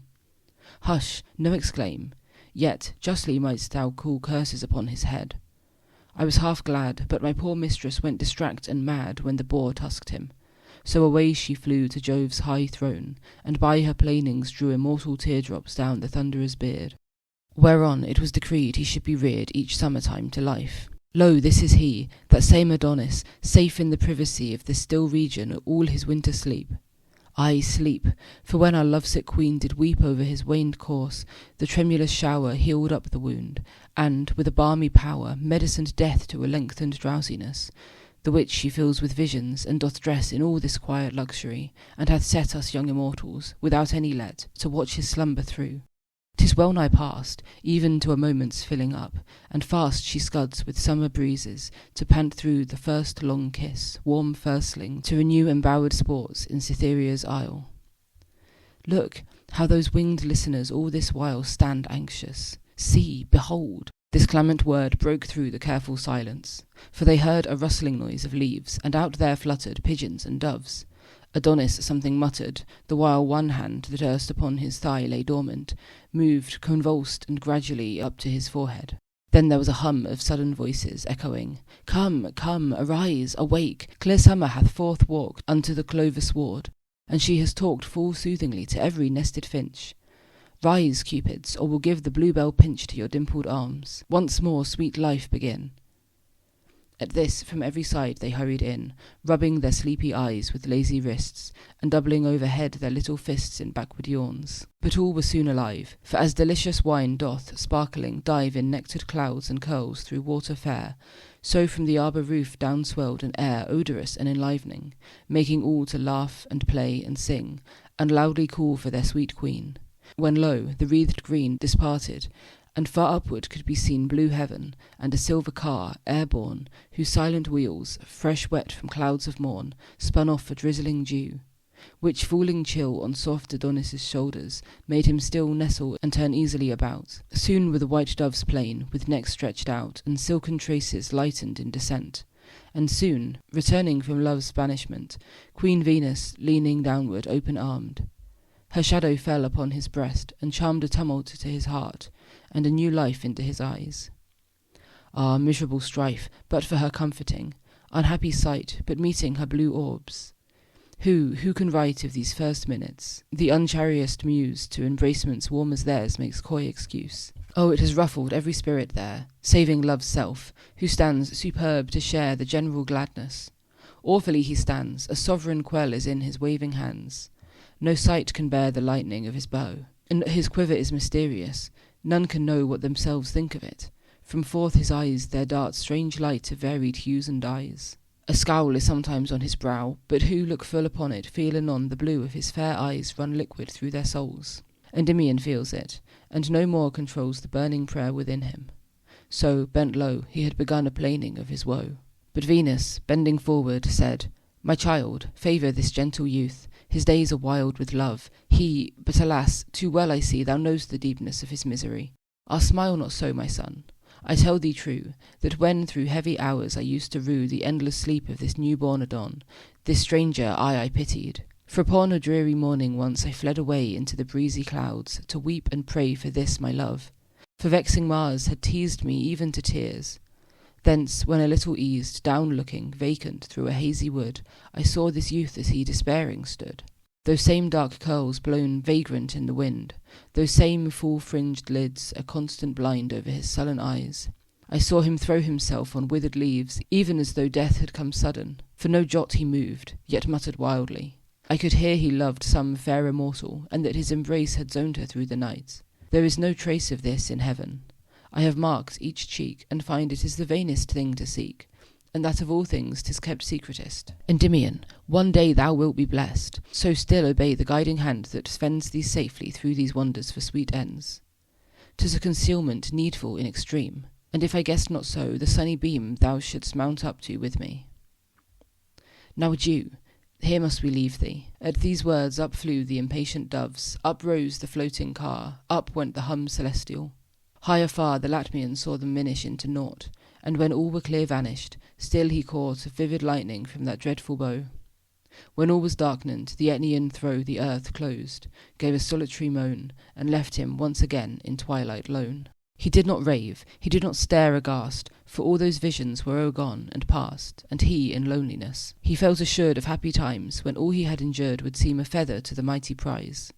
So, with unusual gladness, on he hies through caves and palaces of mottled ore, gold dome and crystal wall and turquoise floor, black polished porticos of awful shade, and, at the last, a diamond balustrade, leading afar past wild magnificence, spiral through ruggedest loopholes, and thence stretching across a void, then guiding o'er enormous chasms, where, all foam and roar, streams subterranean tease their granite beds. Then heightened just above the silvery heads of 1,000 fountains, so that he could dash the waters with his spear. But at the splash, done heedlessly, those spouting columns rose sudden a poplar's height, and gan to enclose his diamond path with fretwork, streaming round alive, and dazzling cool, and with a sound, haply, like dolphin tumults, when sweet shells welcome the float of thesis. Long he dwells on this delight, for every minute space the streams with changed magic interlace, sometimes like delicatest lattices, covered with crystal vines, then weeping trees, moving about as in a gentle wind, which, in a wink, to watery gauze refined, poured into shapes of curtained canopies, spangled and rich with liquid broideries of flowers, peacocks, swans, and naiads fair. Swifter than lightning went these wonders rare, and then the water, into stubborn streams collecting, mimicked the wrought oaken beams, pillars and frieze, and high fantastic roof, of those dusk places in times far aloof cathedrals called. He bade a loath farewell to these founts Protean, passing gulf and dell and torrent, and 10,000 jutting shapes, half seen through deepest gloom and grisly gapes, blackening on every side, and overhead a vaulted dome like heavens, far bespread with starlight gems. Aye, all so huge and strange, the solitary felt a hurried change working within him into something dreary, vexed like a morning eagle, lost and weary and purblind amid foggy midnight wolds. But he revives at once, for who beholds new sudden things, nor casts his mental slough? Forth from a rugged arch in the dusk below came Mother Cybele, alone in sombre chariot, dark foldings thrown about her majesty, and front death-pale with turrets crowned. 4 maned lions hail the sluggish wheels, solemn their toothed maws, their surly eyes brow hidden, heavy paws uplifted drowsily, and nervy tails cowering their tawny bushes. Silent sails the shadowy queen athwart, and faints away in another gloomy arch. Wherefore delay, young traveller, in such a mournful place? Art thou wayworn, or canst not further trace the diamond path? And does it indeed end abrupt in middle air? Yet earthward bend thy forehead, and to Jupiter cloud-born call ardently. He was indeed wayworn, abrupt in middle air, his way was lost. To cloud-born Jove he bowed, and there crossed towards him a large eagle, twixt whose wings, without one impious word, himself he flings, committed to the darkness and the gloom. Down, down, uncertain to what pleasant doom, swift as a fathoming plummet, down he fell through unknown things, till exhaled asphodel and rose, with spicy fannings interbreathed, came swelling forth where little caves were wreathed so thick with leaves and mosses that they seemed large honeycombs of green, and freshly teemed with airs delicious. In the greenest nook that eagle landed him, and farewell took. It was a jasmine bower, all bestrown with golden moss. His every sense had grown ethereal for pleasure. Above his head flew a delight half graspable. His tread was Hesperian. To his capable ears silence was music from the holy spheres. A dewy luxury was in his eyes. The little flowers felt his pleasant sighs, and stirred them faintly. Verdant cave and cell he wandered through, oft wondering at such swell of sudden exultation. But, alas, said he, will all this gush of feeling pass away in solitude? And must they wane, like melodies upon a sandy plain, without an echo? Then shall I be left so sad, so melancholy, so bereft. Yet still I feel immortal. O my love, my breath of life, where art thou? High above, dancing before the morning gates of heaven, or keeping watch among those starry 7, old Atlas's children? Art a maid of the waters, one of shell-winding Triton's bright-haired daughters? Or art, impossible, a nymph of Dian's, weaving a coronal of tender scions for very idleness? Where'er thou art, methinks it now is at my will to start into thine arms, to scare Aurora's train, and snatch thee from the morning. O the main to scud like a wild bird, and take thee off from thy sea-foamy cradle, or to doff thy shepherd vest, and woo thee mid fresh leaves. No, no, too eagerly my soul deceives its powerless self. I know this cannot be. O let me then by some sweet dreaming flee to her enchantments. Hither sleep awhile, hither most gentle sleep, and soothing foil for some few hours the coming solitude. Thus spake he, and that moment felt endued with power to dream deliciously. So wound through a dim passage, searching till he found the smoothest mossy bed and deepest, where he threw himself, and just into the air, stretching his indolent arms, he took, O bliss, a naked waist. Fair Cupid, whence is this? A well-known voice sighed, Sweetest, here am I. At which soft ravishment with doting cry they trembled to each other. Helicon, O fountained hill, old Homer's Helicon, that thou wouldst spout a little streamlet o'er these sorry pages. Then the verse would soar and sing above this gentle pair, like lark over his nested young. But all is dark around thine aged top, and thy clear fount exhales in mists to heaven. Aye, the count of mighty poets is made up, the scroll is folded by the muses, the bright roll is in Apollo's hand. Our dazed eyes have seen a new tinge in the western skies. The world has done its duty. Yet, although the sun of poesy is set, these lovers did embrace, and we must weep that there is no old power left to steep a quill immortal in their joyous tears. Long time in silence did their anxious fears question that thus it was. Long time they lay fondling and kissing every doubt away. Long time ere soft caressing sobs began to mellow into words, and then there ran 2 bubbling springs of talk from their sweet lips. O known unknown, from whom my being sips such darling essence, wherefore may I not be ever in these arms? In this sweet spot pillow my chin forever, ever press these toying hands and kiss their smooth excess? Why not forever and forever feel that breath about my eyes? Ah, thou wilt steal away from me again, indeed, indeed, thou wilt be gone away, and wilt not heed my lonely madness. Speak, my kindest fair, is it not to be so? No, who will dare to pluck thee from me? And of thine own will, full well I feel thou wouldst not leave me. Still, let me entwine thee surer. Now, how can we part? Elysium, who art thou? Who, that thou canst not be for ever here, or lift me with thee to some starry sphere? Enchantress, tell me by this soft embrace, By the most soft completion of thy face, those lips, O slippery blisses, twinkling eyes, and by these tenderest milky sovereignties, these tenderest, and by the nectar wine, the passion. O loved Ida the divine, Endymion dearest, ah, unhappy me, his soul will scape us. O felicity, how he does love me! His poor temples beat to the very tune of love. How sweet, sweet, sweet! Revive, dear youth, or I shall faint and die. Revive, or these soft hours will hurry by in tranced dullness. Speak, and let that spell affright this lethargy. I cannot quell its heavy pressure, and will press at least my lips to thine, that they may richly feast until we taste the life of love again. What? Dost thou move? Dost kiss? O bliss, O pain, I love thee, youth, more than I can conceive, and so long absence from thee doth bereave my soul of any rest. Yet must I hence. Yet can I not to starry eminence uplift thee, nor for very shame can own myself to thee. Ah, dearest, do not groan, or thou wilt force me from this secrecy, and I must blush in heaven. Oh, that I had done it already, that the dreadful smiles at my lost brightness, my impassioned wiles, had waned from Olympus's solemn height, and from all serious gods, that our delight was quite forgotten, save of us alone. And wherefore so ashamed? 'Tis but to atone for endless pleasure by some coward blushes. Yet must I be a coward? Honour rushes too palpable before me, the sad look of Jove, Minerva's start, no bosom shook with awe of purity, no Cupid pinion in reverence veiled, my crystalline dominion half lost, and all old hymns made nullity. But what is this to love? Oh, I could fly with thee into the ken of heavenly powers, so thou wouldst thus, for many sequent hours, press me so sweetly. Now I swear at once that I am wise, that Pallas is a dunce. Perhaps her love like mine is but unknown. Oh, I do think that I have been alone in chastity. Yes, Pallas has been sighing, while every eye saw me my hair uptying, with fingers cool as aspen leaves. Sweet love, I was as vague as solitary dove, nor knew that nests were built. Now a soft kiss.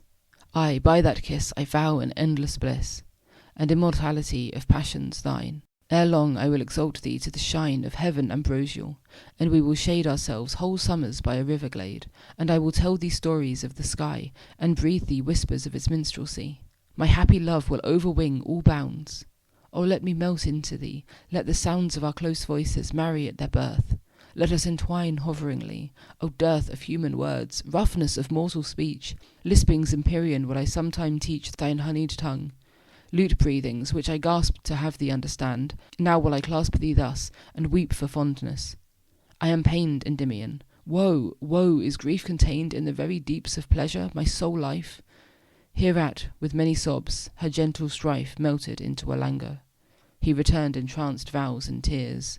Ye who have yearned with too much passion will here stay and pity, for the mere sake of truth, as 'tis a ditty not of these days, but long ago 'twas told by a cavern wind unto a forest old, and then the forest told it in a dream to a sleeping lake, whose cool and level gleam a poet caught as he was journeying to Phoebus' shrine, and in it he did fling his weary limbs, bathing an hour's space, and after, straight in that inspired place, he sang the story up into the air, giving it universal freedom.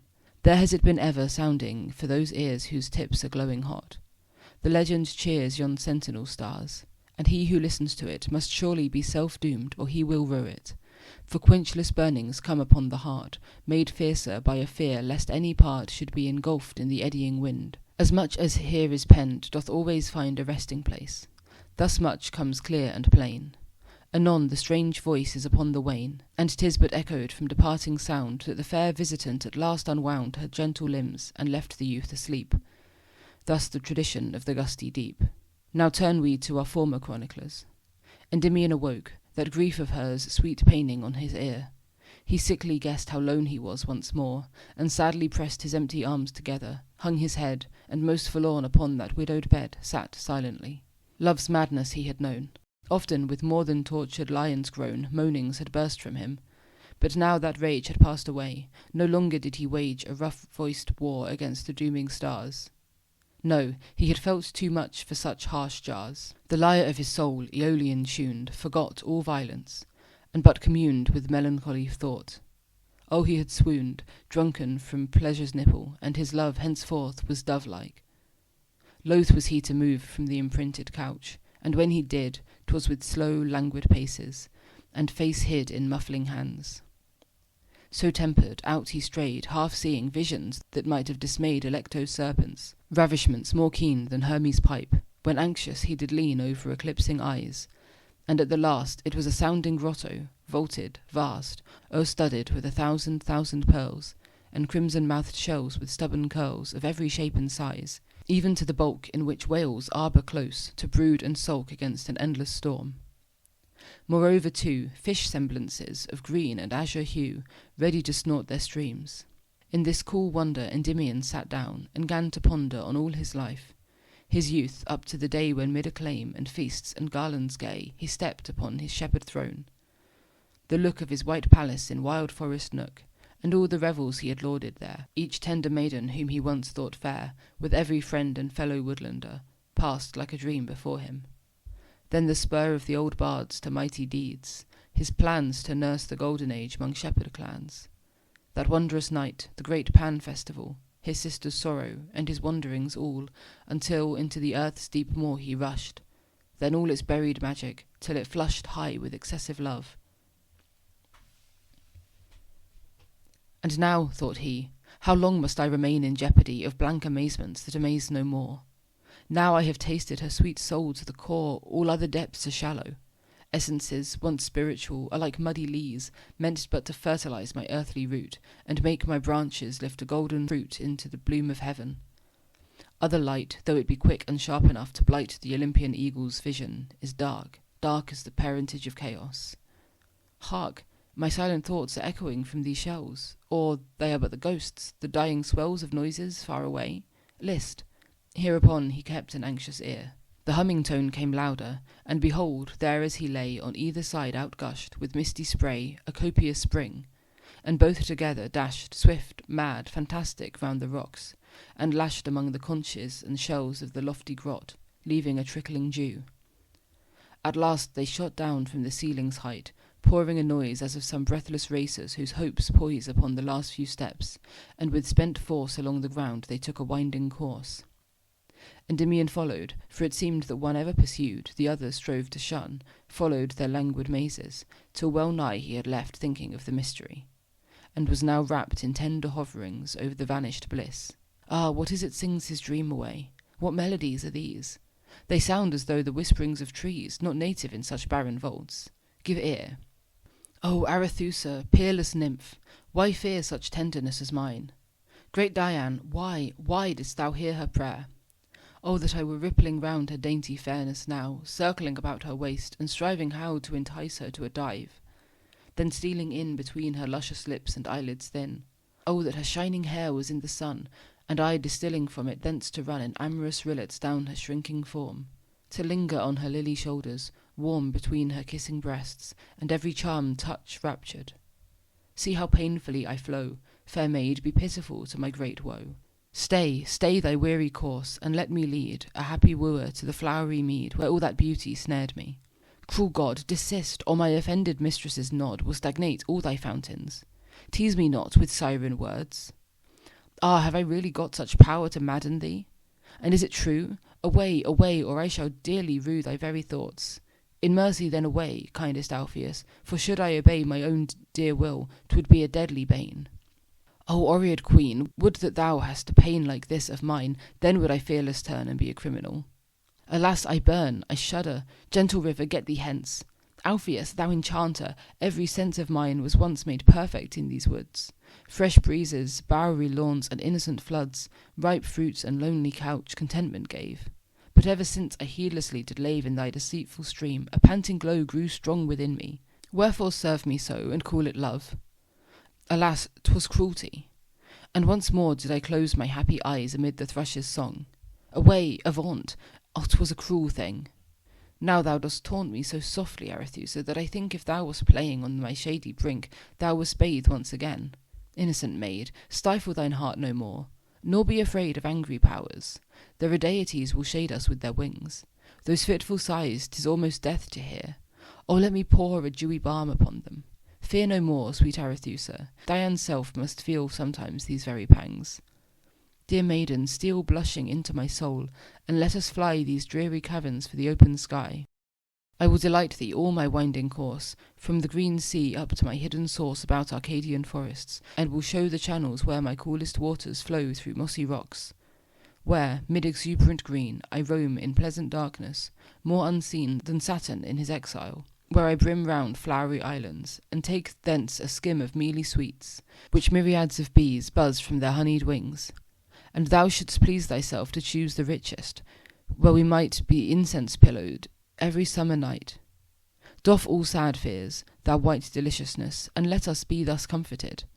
Unless thou couldst rejoice to see my hopeless dream hurry distracted from soul's temperate beam, and pour to death along some hungry sands. What can I do, Alpheus? Dian stands severe before me, persecuting fate. Unhappy Arethusa, thou wast late a huntress free in. At this, sudden fell those two sad streams adown a fearful dell. The Latmian listened, but he heard no more, save echo, faint repeating o'er and o'er the name of Arethusa. On the verge of that dark gulf he wept, and said, I urge thee, gentle goddess of my pilgrimage, by our eternal hopes, to soothe, to assuage, if thou art powerful, these lovers' pains, and make them happy in some happy plains. He turned, there was a whelming sound, he stepped, there was a cooler light, and so he kept towards it by a sandy path, and lo, more suddenly than doth a moment go, the visions of the earth were gone and fled. He saw the giant sea above his head. Book 3. There are who laud it o'er their fellow men with most prevailing tinsel, who unpen their barring vanities, to browse away their comfortable green and juicy hay from human pastures. Or, O torturing fact, who, through an idiot blink, will see unpacked fire-branded foxes to sear up and singe our gold and ripe-eared hopes, with not one tinge of sanctuary splendour, not a sight able to face an owl's. They still are dight by the blear-eyed nations in empurpled vests and crowns and turbans. With unladen breasts, save of blown self-applause, they proudly mount to their spirit's perch, their being's high account, their tip-top nothings, their dull skies, their thrones, amid the fierce intoxicating tones of trumpets, shoutings, and belaboured drums and sudden cannon. How all this hums in wakeful ears, like uproar past and gone, like thunderclouds that spake to Babylon, and set those old Chaldeans to their tasks. Are then regalities all gilded masks? No, there are throned seats unscalable but by a patient wing, a constant spell, or by ethereal things that, unconfined, can make a ladder of the eternal wind, and poise about in cloudy thunder tents to watch the abysm birth of elements. Aye, 'bove the withering of old-lipped fate 1,000 powers keep religious state in water, fiery realm, and airy bourne, and, silent as a consecrated urn, hold sphery sessions for a season due. Yet few of those far majesties, few, have bared their operations to this globe. Few who, with gorgeous pageantry enrobe our piece of heaven, whose benevolence shakes hand with our own Ceres, every sense filling with spiritual sweets to plenitude, as bees gorge full their cells. And, by the feud twixt nothing and creation, I here swear, etern Apollo, that thy sister fair is of all these the gentler mightiest. When thy gold breath is misting in the west, she unobserved steals into her throne, and there she sits most meek and most alone, as if she had not pomp subservient, as if thine eye, high poet, was not bent towards her with the muses in thine heart, as if the ministering stars kept not apart, waiting for silver-footed messages. O moon, the oldest shades among oldest trees feel palpitations when thou lookest in. O moon, old boughs lisp forth a holier din the while they feel thine airy fellowship. Thou dost bless everywhere, with silver lip kissing dead things to life. The sleeping kine, couched in thy brightness, dream of fields divine. Innumerable mountains rise and rise, ambitious for the hallowing of thine eyes. And yet thy benediction passeth not one obscure hiding-place, one little spot where pleasure may be sent. The nested wren has thy fair face within its tranquil ken, and from beneath a sheltering ivy leaf takes glimpses of thee. Thou art a relief to the poor patient oyster, where it sleeps within its pearly house. The mighty deeps, the monstrous sea is thine, the myriad sea. O moon, fast-booming ocean bows to thee, and Tellus feels his forehead's cumbrous load. Cynthia, where art thou now? What far abode of green or silvery bower doth enshrine such utmost beauty? Alas, thou dost pine for one as sorrowful, thy cheek is pale for one whose cheek is pale. Thou dost bewail his tears who weeps for thee. Where dost thou sigh? Ah, surely that light peeps from Vesper's eye, or what a thing is love? 'Tis she, but lo, how changed, how full of ache, how gone in woe! She dies at the thinnest cloud, her loveliness is wan on Neptune's blue. Yet there's a stress of love-spangles, just off yon cape of trees, dancing upon the waves, as if to please the curly foam with amorous influence. Oh, not so idle, for down glancing thence she fathoms eddies, and runs wild about o'erwhelming watercourses, scaring out the thorny sharks from hiding-holes, and frightening their savage eyes with unaccustomed lightning. Where will the splendour be content to reach? O love, how potent hast thou been to teach strange journeyings! Wherever beauty dwells, in gulf or airy, mountains or deep dells, in dells, in light, in gloom, in star or blazing sun, thou pointest out the way, and straight 'tis won. Amid his toil thou gavest Leander breath, thou leddest Orpheus through the gleams of death, thou madest Pluto bear thin element. And now, O winged chieftain, them has sent a moonbeam to the deep, deep water world to find Endymion.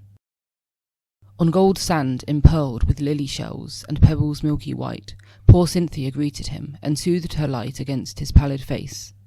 He felt the charm to breathlessness, and suddenly a warm of his heart's blood. 'Twas very sweet. He stayed his wandering steps, and half entranced laid his head upon a tuft of straggling weeds, to taste the gentle moon and freshening beads, lashed from the crystal roof by fishes' tails.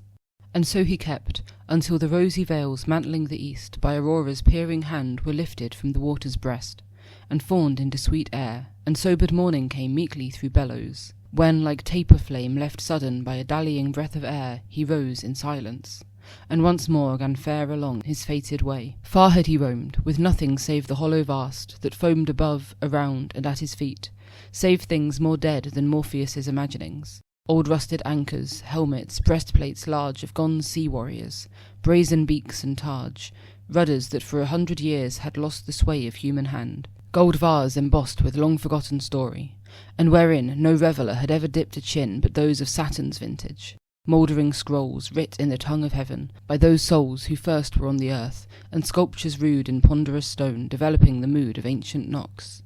Then skeletons of man, of beast, behemoth and leviathan, and elephant and eagle, and huge jaw of nameless monster. A cold leaden awe these secrets struck into him, and unless Dian had chased away that heaviness, he might have died. But now, with cheered feel, he onward kept, wooing these thoughts to steal about the labyrinth in his soul of love. What is there in thee, moon, that thou shouldst move my heart so potently? When yet a child I oft have dried my tears when thou hast smiled. Thou seemedst my sister, hand in hand we went from eve to morn across the firmament. No apples would I gather from the tree, till thou hast cooled their cheeks deliciously. No tumbling water ever spake romance, but when my eyes with thine thereon could dance. No woods were green enough, no bower divine, until thou lift'st up thine eyelids fine. In sowing time ne'er would I dibble take, or drop a seed, till thou wast wide awake. And in the summer-tide of blossoming, no one but thee hath heard me blithely sing and mesh my dewy flowers all the night. No melody was like a passing sprite if it went not to solemnize thy reign. Yes, in my boyhood every joy and pain by thee were fashioned to the self-same end, and as I grew in years, still didst thou blend with all my ardours. Thou wast the deep glen, thou wast the mountain-top, the sage's pen, the poet's harp, the voice of friends, the sun. Thou wast the river, thou wast glory won, thou wast my clarion's blast, thou wast my steed, my goblet full of wine, my topmost deed, thou wast the charm of women, lovely moon. Oh, what a wild and harmonized tune my spirit struck from all the beautiful. On some bright essence could I lean, and lull myself to immortality. I pressed nature's soft pillow in a wakeful rest. But, gentle orb, there came a nearer bliss. My strange love came, felicity's abyss. She came, and thou didst fade, and fade away. Yet not entirely. No, thy starry sway has been an underpassion to this hour. Now I begin to feel thine orby power is coming fresh upon me. Oh, be kind, keep back thine influence, and do not blind my sovereign vision. Dearest love, forgive that I can think away from thee and live. Pardon me, airy planet, that I prize one thought beyond thine argent luxuries. How far beyond? At this a surprised start frosted the springing verdure of his heart, for as he lifted up his eyes to swear how his own goddess was past all things fair, he saw far in the concave green of the sea an old man sitting calm and peacefully. Upon a weeded rock this old man sat, and his white hair was awful, and a mat of weeds were cold beneath his cold thin feet, and, ample as the largest winding sheet, a cloak of blue wrapped up his aged bones, o'erwrought with symbols by the deepest groans of ambitious magic. Every ocean form was woven in with black distinctness. Storm and calm and whispering and hideous roar were emblemed in the woof, with every shape that skims or dives or sleeps, twixt cape and cape. The golfing whale was like a dot in the spell, yet look upon it, and 'twould size and swell to its huge self, and the minutest fish would pass the very hardest gazer's wish, and show his little eyes' anatomy. Then there was pictured the regality of Neptune, and the sea-nymphs round his state, in beauteous vassalage, look up and wait. Beside this old man lay a pearly wand, and in his lap a book, the which he conned so steadfastly that the new denizen had time to keep him in amazed ken, to mark these shadowings and stand in awe. The old man raised his hoary head and saw the wildered stranger, seeming not to see, his features were so lifeless. Suddenly he woke as from a trance. His snow-white brows went arching up, and like two magic ploughs furrowed deep wrinkles in his forehead large, which kept as fixedly as rocky marge, till round his withered lips had gone a smile. Then up he rose, like one whose tedious toil had watched for years in forlorn hermitage, who had not from midlife to utmost age eased in one accent his o'erburdened soul, even to the trees. He rose, he grasped his stole, with convulsed clenches waving it abroad, and in a voice of solemn joy that awed echo into oblivion, he said, "Thou art the man! Now shall I lay my head in peace upon my watery pillow. Now sleep will come smoothly to my weary brow. O Jove, I shall be young again, be young! O shell-born Neptune, I am pierced and stung with new-born life. What shall I do? Where go, when I have cast this serpent skin of woe? I'll swim to the sirens, and one moment listen their melodies, and see their long hair glisten. Anon upon that giant's arm I'll be, that rides about the roots of Sicily. To northern seas I'll in a twinkling sail, and mount upon the snortings of a whale to some black cloud. Thence down I'll madly sweep on forked lightning to the deepest deep, where through some sucking pool I will be hurled with rapture to the other side of the world. Oh, I am full of gladness. Sisters three, I bow full-hearted to your old decree. Yes, every god be thanked and power benign, for I no more shall wither, droop, and pine. Thou art the man." Endymion started back dismayed, and like a wretch from whom the rack tortures hot breath and speech of agony, muttered, "What lonely death am I to die in this cold region? Will he let me freeze, and float my brittle limbs o'er polar seas? Or will he touch me with his searing hand, and leave a black memorial on the sand? Or tear me piecemeal with a bony saw, and keep me as a chosen food to draw his Magian fish through hated fire and flame? O misery of hell, resistless, tame, am I to be burnt up? No, I will shout until the gods through heaven's blue look out. O Tartarus! But some few days agone her soft arms were entwining me, and on her lip I hung like fruit among green leaves. Her lips were all my own, and, ripe sheaves of happiness, ye on the stubble droop, but never may be garnered. I must stoop my head, and kiss death's foot. Love, love, farewell. Is there no hope from thee? This horrid spell would melt at thy sweet breath. By Dian's hind feeding from her white fingers, on the wind I see thy streaming hair, and now, by Pan, I care not for this old mysterious man." He spake, and walking to that aged form, looked high defiance. Lo, his heart gan warm with pity, for the grey-haired creature wept. Had he, then, wronged a heart where sorrow kept? Had he, though blindly contumelious, brought room to kind eyes, a sting to human thought, convulsion to a mouth of many years? He had, in truth, and he was ripe for tears. The penitent shower fell, as down he knelt before that careworn sage, who trembling felt about his large dark locks, and faltering spake, "Arise, good youth, for sacred Phoebus' sake. I know thine inmost bosom, and I feel a very brother's yearning for thee steal into mine own. For why? Thou openest the prison gates that have so long oppressed my weary watching. Though thou know'st it not, thou art commissioned to this fated spot for great enfranchisement. O weep no more, I am a friend to love, to loves of yore. Ay, hadst thou never loved an unknown power, I had been grieving at this joyous hour. But even now, most miserable old, I saw thee, and my blood no longer cold gave mighty pulses. In this tottering case grew a new heart, which at this moment plays as dancingly as thine. Be not afraid, for thou shalt hear this secret all displayed, now as we speed towards our joyous task. So saying, this young soul in age's mask went forward with the carrion side by side, resuming quickly thus, while ocean's tide hung swollen at their backs, and jewelled sands took silently their footprints. My soul stands now past the midway from mortality, and so I can prepare without a sigh to tell thee briefly all my joy and pain. I was a fisher once upon this main, and my boat danced in every creek and bay. Rough billows were my home by night and day, the seagulls not more constant, for I had no housing from the storm and tempests mad, but hollow rocks, and they were palaces of silent happiness, of slumberous ease. Long years of misery have told me so. Ay, thus it was 1,000 years ago. 1,000 years! Is it then possible to look so plainly through them, to dispel 1,000 years with backward glance sublime? To breathe away as 'twere all scummy slime from off a crystal pool, to see its deep, and one's own image from the bottom peep? Yes, now I am no longer wretched thrall, my long captivity and moanings all are but a slime, a thin pervading scum, the which I breathe away, and thronging come like things of yesterday my youthful pleasures. I touched no lute, I sang not, trod no measures. I was a lonely youth on desert shores.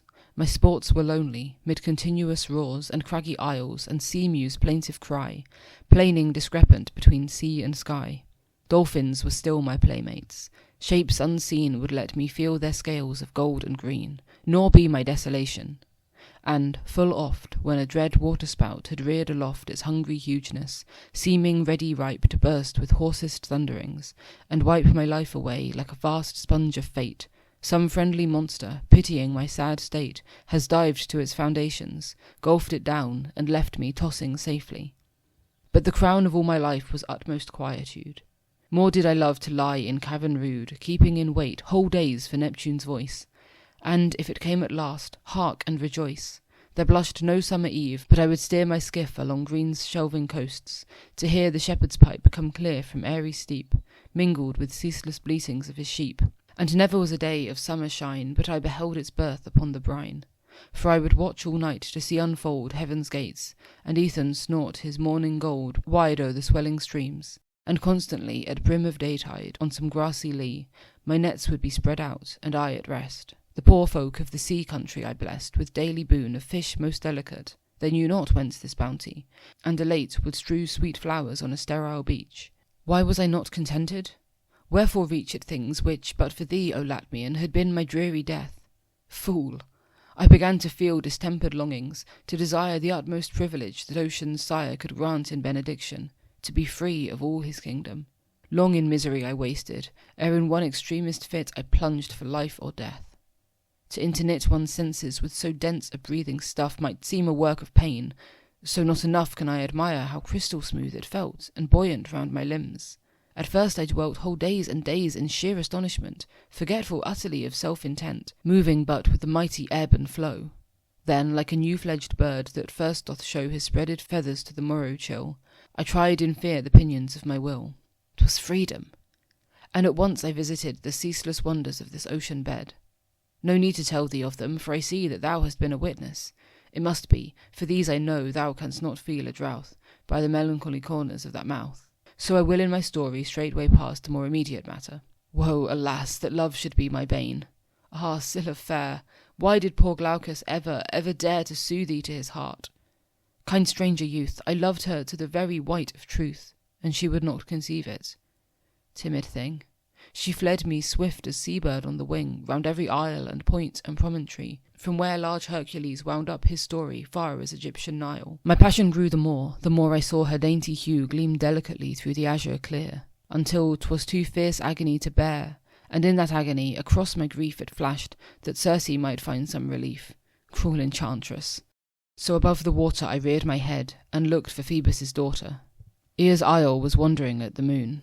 It seemed to whirl around me, and a swoon left me dead drifting to that fatal power. When I awoke, 'twas in a twilight bower, just when the night of morn, with hum of bees, stole through its verdurous matting of fresh trees. How sweet, and sweeter, for I heard a lyre, and over it a sighing voice expire. It ceased. I caught light footsteps, and anon the fairest face that morn e'er looked upon pushed through a screen of roses. Starry Jove! With tears and smiles and honey words she wove a net whose thraldom was more bliss than all the range of flowered Elysium. Thus did fall the dew of her rich speech. Ah, art awake? Oh, let me hear thee speak for Cupid's sake. I am so oppressed with joy. Why, I have shed an urn of tears, as though thou wert cold dead. And now I find thee living, I will pour from these devoted eyes their silver store, until exhausted of the latest drop, so it will pleasure thee, and force thee stop here, that I too may live. But if beyond such cool and sorrowful offerings thou art fond of soothing warmth, of dalliance supreme, if thou art ripe to taste a long love dream, if smiles, if dimples, tongues for ardour mute, hang in thy vision like a tempting fruit, oh, let me pluck it for thee. Thus she linked her charming syllables, till indistinct their music came to my ill-sweetened soul. And then she hovered over me, and stole so near, that if no nearer it had been, this furrowed visage thou hast never seen. Young man of Latmos, thus particular am I, that thou mayst plainly see how far this fierce temptation went, and thou mayst not exclaim, how then was Scylla quite forgot? Who could resist? Who in this universe? She did so breathe ambrosia, so immerse my fine existence in a golden clime. She took me like a child of suckling time, and cradled me in roses. Thus condemned, the current of my former life was stemmed, and to this arbitrary queen of sense I bowed a tranced vassal, nor would thence have moved, even though Amphion's harp had wooed me back to Scylla o'er the billows rude. For as Apollo each eve doth devise a new apparelling for western skies, so every eve, nay, every spendthrift hour, shed balmy consciousness within that bower. And I was free of haunts umbrageous, could wander in the mazy forest house, of squirrels, foxes shy, and antlered deer, and birds from coverts innermost and drear, warbling for very joy mellifluous sorrow. To me, new-born delights. Now let me borrow for moments few a temperament as stern as Pluto's sceptre, that my words not burn these uttering lips, while I in calm speech tell how specious heaven was changed to real hell. One morn she left me sleeping. Half awake I sought for her smooth arms and lips, to slake my greedy thirst with nectarous camel draughts. But she was gone, whereat the barbed shafts of disappointment stuck in me so sore, that out I ran and searched the forest o'er. Wandering about in pine and cedar gloom, damp awe assailed me, for there 'gan to boom a sound of moan, an agony of sound, sepulchral from the distance all around. Then came a conquering earth thunder, and rumbled that fierce complaint to silence, while I stumbled down a precipitous path, as if impelled. I came to a dark alley.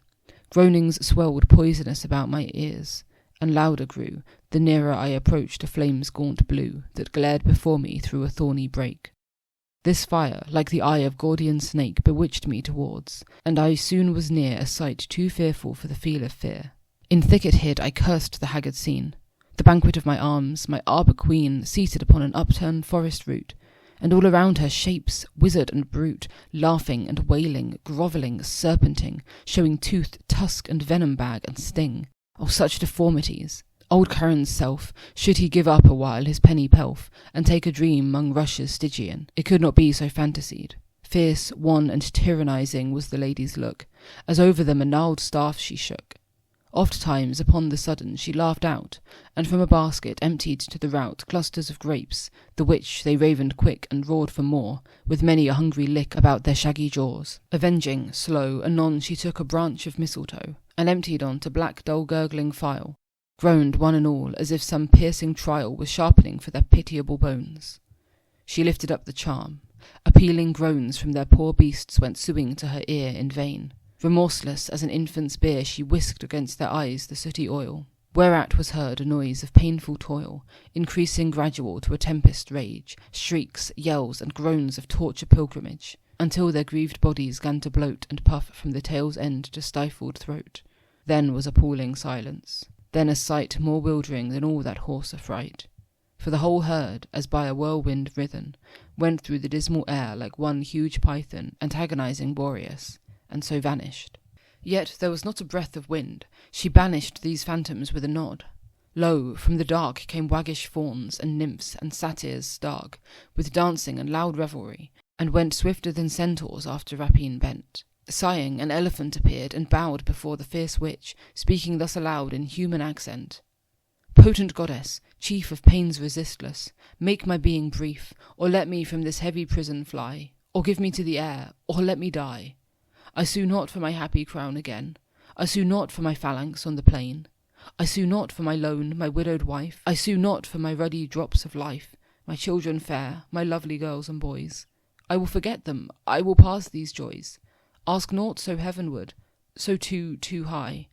Only I pray as fairest boon to die, or be delivered from this cumbrous flesh, from this gross, detestable, filthy mesh, and merely given to the cold, bleak air.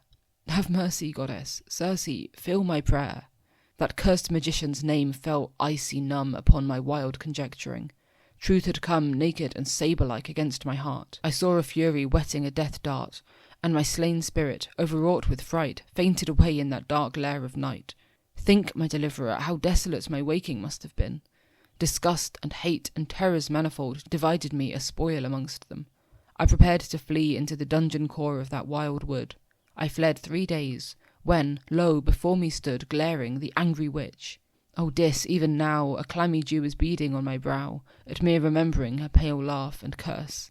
Ha ha, Sir Dainty, there must be a nurse made of rose-leaves and thistledown, express, to cradle thee, my sweet, and lull thee.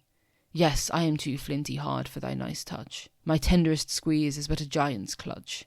So, fairy thing, it shall have lullabies unheard of yet, and it shall still its cries upon some breast more lily feminine. Oh no, it shall not pine and pine and pine more than one pretty, trifling 1,000 years, and then 'twere pity, but fate's gentle shears cut short its immortality. Sea flirt, young dove of the waters, truly I'll not hurt one hair of thine. See how I weep and sigh, that our heart-broken parting is so nigh. And must we part? Ah, yes, it must be so. Yet ere thou leavest me in utter woe, let me sob over thee my last adieus, and speak a blessing. Mark me, thou hast thews immortal, for thou art of heavenly race. But such a love is mine, that here I chase eternally away from thee all bloom of youth, and destine thee towards a tomb. Hence shalt thou quickly to the watery vast, and there, ere many days be overpast, disabled age shall seize thee, and even then thou shalt not go the way of aged men, but live and wither, cripple, and still breathe 100 years, which gone, I then bequeath thy fragile bones to unknown burial. Adieu, sweet love, adieu. As shot stars fall, she fled ere I could groan for mercy. Stung and poisoned was my spirit. Despair sung a war song of defiance against all hell. A hand was at my shoulder to compel my sullen steps. Another, 'fore my eyes, moved on with pointed finger. In this guise enforced, at the last, by ocean's foam I found me, by my fresh, my native home. Its tempering coolness, to my life akin, came salutary as I waded in. And, with a blind voluptuous rage, I gave battle to the swollen billow ridge, and drave large froth before me, while there yet remained hale strength, nor from my bones all marrow drained. Young lover, I must weep, such hellish spite with dried cheek who can tell? While thus my might proving upon this element, dismayed, upon a dead thing's face my hand I laid. I looked, 'twas Scylla. Cursed, cursed Circe! O vulture witch, hast never heard of mercy? Could not thy harshest vengeance be content, but thou must nip this tender innocent, because I loved her? Cold, oh cold indeed were her fair limbs, and like a common weed the sea-swell took her hair. Dead as she was, I clung about her waist, nor ceased to pass, fleet as an arrow through unfathomed brine, until there shone a fabric crystalline, ribbed and inlaid with coral, pebble, and pearl. Headlong I darted, at one eager swirl gained its bright portal, entered, and behold, 'twas vast, and desolate, and icy cold, and all around. But wherefore this to thee, who in few minutes more thyself shalt see? I left poor Scylla in a niche and fled. My fevered parchings up, my scathing dread met palsy halfway. Soon these limbs became gaunt, withered, sapless, feeble, cramped, and lame. Now let me pass a cruel, cruel space without one hope, without one faintest trace of mitigation, or redeeming bubble of coloured fantasy, for I fear 'twould trouble thy brain to loss of reason, and next tell how a restoring chance came down to quell one half of the witch in me. On a day, sitting upon a rock above the spray, I saw grow up from the horizon's brink a gallant vessel. Soon she seemed to sink away from me again, as though her course had been resumed in spite of hindering force. So vanished, and not long before arose dark clouds, and muttering of winds morose. Old Aeolus would stifle his mad spleen, but could not. Therefore all the billows green tossed up the silver spume against the clouds. The tempest came. I saw that vessel's shrouds in perilous bustle, while upon the deck stood trembling creatures. I beheld the wreck, the final gulfing, the poor struggling souls. I heard their cries amid loud thunder rolls. Oh, they had all but been saved, but crazed annulled my vigorous cravings, and thus quelled and curbed. Think on it, old Latmian. Did I sit writhing with pity, and a cursing fit against that hell-born Circe? The crew had gone, by one and one, to pale oblivion, and I was gazing on the surges prone, while many a scolding tear and many a groan, when at my feet emerged an old man's hand, grasping this scroll and this same slender wand. I knelt with pain, reached out my hand, had grasped these treasures, touched the knuckles, they unclasped. I caught a finger, but the downward weight empowered me. It sank. Then 'gan abate the storm, and through chill aguish gloom outburst the comfortable sun. I was athirst to search the book, and in the warming air parted its dripping leaves with eager care. Strange matters did it treat of, and drew on my soul page after page, till well nigh won into forgetfulness. When, stupefied, I read these words, and read again, and tried my eyes against the heavens, and read again. Oh, what a load of misery and pain each atlas line bore off! A shine of hope became gold around me, cheering me to cope strenuous with hellish tyranny. Attend, for thou hast brought their promise to an end. In the wide sea there lives a forlorn wretch, doomed with enfeebled carcass to outstretch his loathed existence through 10 centuries, and then to die alone. Who can devise a total opposition? No one. So 1,000,000 times ocean must ebb and flow, and he oppressed. Yet he shall not die, these things accomplished, if he utterly scans all the depths of magic and expounds the meanings of all motions, shapes, and sounds. If he explores all forms and substances straight homeward to their symbol essences, he shall not die. Moreover, and in chief, he must pursue this task of joy and grief most piously. All lovers tempest-tossed, and in the savage overwhelming lost he shall deposit side by side, until time's creeping shall the dreary space fulfil. Which done, and all these labours ripened, a youth, by heavenly power loved and led, shall stand before him, whom he shall direct how to consummate all. The youth elect must do the thing, or both will be destroyed. Then, cried the young Endymion, overjoyed, we are twin brothers in this destiny. Say, I entreat thee, what achievement high is in this restless world for me reserved? What, if from thee my wandering feet had swerved, had we both perished? Look, the sage replied, dost thou not mark a gleaming through the tide of diverse brilliances? 'Tis the edifice I told thee of, where lovely Scylla lies, and where I have enshrined piously all lovers, whom fell storms have doomed to die throughout my bondage. Thus discoursing, on they went till unobscured the porches shone, which hurryingly they gained, and entered straight. Sure, never since King Neptune held his state was seen such wonder underneath the stars. Turn to some level plain where haughty Mars has legioned all his battle, and behold how every soldier with firm foot doth hold his even breast. See many steeled squares, and rigid ranks of iron, whence who dares to step? Imagine further, line by line, these warrior thousands on the field supine. So in that crystal place, in silent rows, poor lovers lay at rest from joy and woes. The stranger from the mountains, breathless, traced such thousands of shut eyes in order placed, such ranges of white feet, and patient lips all ruddy, for here death no blossom nips. He marked their brows and foreheads, saw their hair put sleekly on one side with nicest care, and each one's gentle wrists with reverence put crosswise to his heart. Let us commence, whispered the guide, stuttering with joy even now. He spake, and trembling like an aspen bough, began to tear his scroll in pieces small, uttering the while some mumblings funeral. He tore it into pieces small as snow that drifts unfeathered when bleak northerns blow, and, having done it, took his dark blue cloak and bound it round Endymion, then struck his wand against the empty air 9 times. What more there is to do, young man, is thine. But first a little patience. First undo this tangled thread, and wind it to a clue. Ah, gentle, 'tis as weak as spider's skein, and shouldst thou break it, what, is it done so clean? A power overshadows thee. O brave, the spite of hell is tumbling to its grave. Here is a shell, 'tis pearly blank to me, nor marked with any sign or charactery. Canst thou read aught? Oh, read for pity's sake! Olympus, we are safe! Now, carrion, break this wand against yon lyre on the pedestal.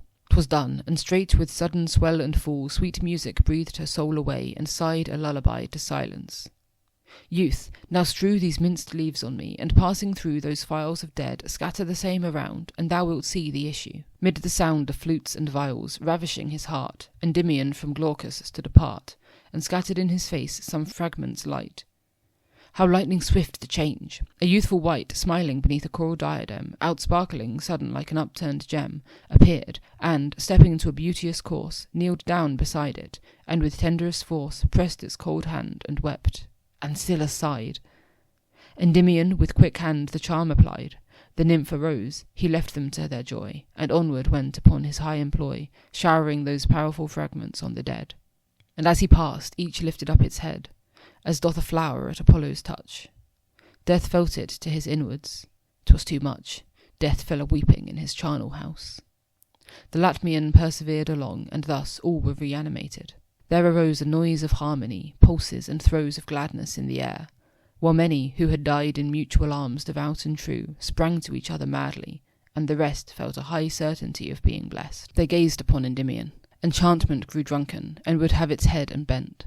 Delicious symphonies, like airy flowers, budded and swelled, and full-blown shed full showers of light, soft, unseen leaves of sounds divine. The two deliverers tasted a pure wine of happiness, from fairy press oozed out. Speechless they eyed each other, and about the fair assembly wandered to and fro, distracted with the richest overflow of joy that ever poured from heaven. "Away!" shouted the newborn god. "Follow and pay our piety to Neptunus supreme." Then Scylla, blushing sweetly from her dream, they led on first, bent to her meek surprise, through portal columns of a giant's size, into the vaulted, boundless emerald. Joyous all followed, as the leader called, down marble steps, pouring as easily as hourglass sand, and fast as you might see swallows obeying the south summer's call, or swans upon a gentle waterfall. Thus went that beautiful multitude, nor far, ere from among some rocks of glittering spar, just within ken, they saw descending thick another multitude, whereat more quick moved either host. On a wide sand they met, and of those numbers every eye was wet, for each their old love found. A murmuring rose, like what was never heard in all the throes of wind and waters. 'Tis past the human wit to tell, 'tis dizziness to think of it. This mighty consummation made, the host moved on for many a league, and gained and lost huge sea marks, vanward swelling in array, and from the rear diminishing away, till a faint dawn surprised them. Glaucus cried, "Behold, behold the palace of his pride, god Neptune's palaces." With noise increased, they shouldered on towards that brightening cast. At every onward step proud domes arose in prospect, diamond gleams and golden glows of amber against their faces levelling. Joyous, and many as the leaves in spring, still onward, still the splendour gradual swelled. Rich opal domes were seen, on high upheld by jasper pillars, letting through their shafts a blush of coral. Copious wonder draughts each gazer drank, and deeper drank more near. For what poor mortals fragment up, as mere as marble was their lavish, to the vast of one fair palace, that far, far surpassed, even for common bulk, those olden three, Memphis and Babylon and Nineveh. As large, as bright, as coloured as the bow of Iris, when unfading it doth show beyond a silvery shower, was the arch through which this Paphian army took its march, into the outer courts of Neptune's state, whence could be seen, direct, a golden gate, to which the leaders sped, but not half wrought, ere it burst open, swift as fairy thought, and made those dazzled thousands veil their eyes like callow eagles at the first sunrise. Soon with an eagle nativeness their gaze ripe from hue golden swoons took all the blaze, and then, behold, large Neptune on his throne of emerald deep. Yet not exalt alone, at his right hand stood winged Love, and on his left sat smiling Beauty's paragon. Far as the mariner on highest mast can see all round upon the calmed vast, so wide was Neptune's hall, and as the blue doth vault the waters, so the waters drew their doming curtains, high, magnificent, awed from the throne aloof, and when storm rent, disclosed the thunder gloomings in Jove's air, but soothed as now, flashed sudden everywhere, noiseless submarine cloudlets, glittering death to a human eye. For there did spring from natural west and east and south and north a light as of 4 sunsets, blazing forth a gold-green zenith above the sea-god's head, of lucid depth the floor, and far outspread as breezeless lake, on which the slim canoe of feathered Indian darts about, as through the delicatest air, verily, but for the portraiture of clouds and sky. This palace floor breath air, but for the amaze of deep-seen wonders motionless, and blaze of the dome pomp reflected in extremes, globing a golden sphere. They stood in dreams till Triton blew his horn. The palace rang, the Nereids danced, the sirens faintly sang, and the great sea-king bowed his dripping head.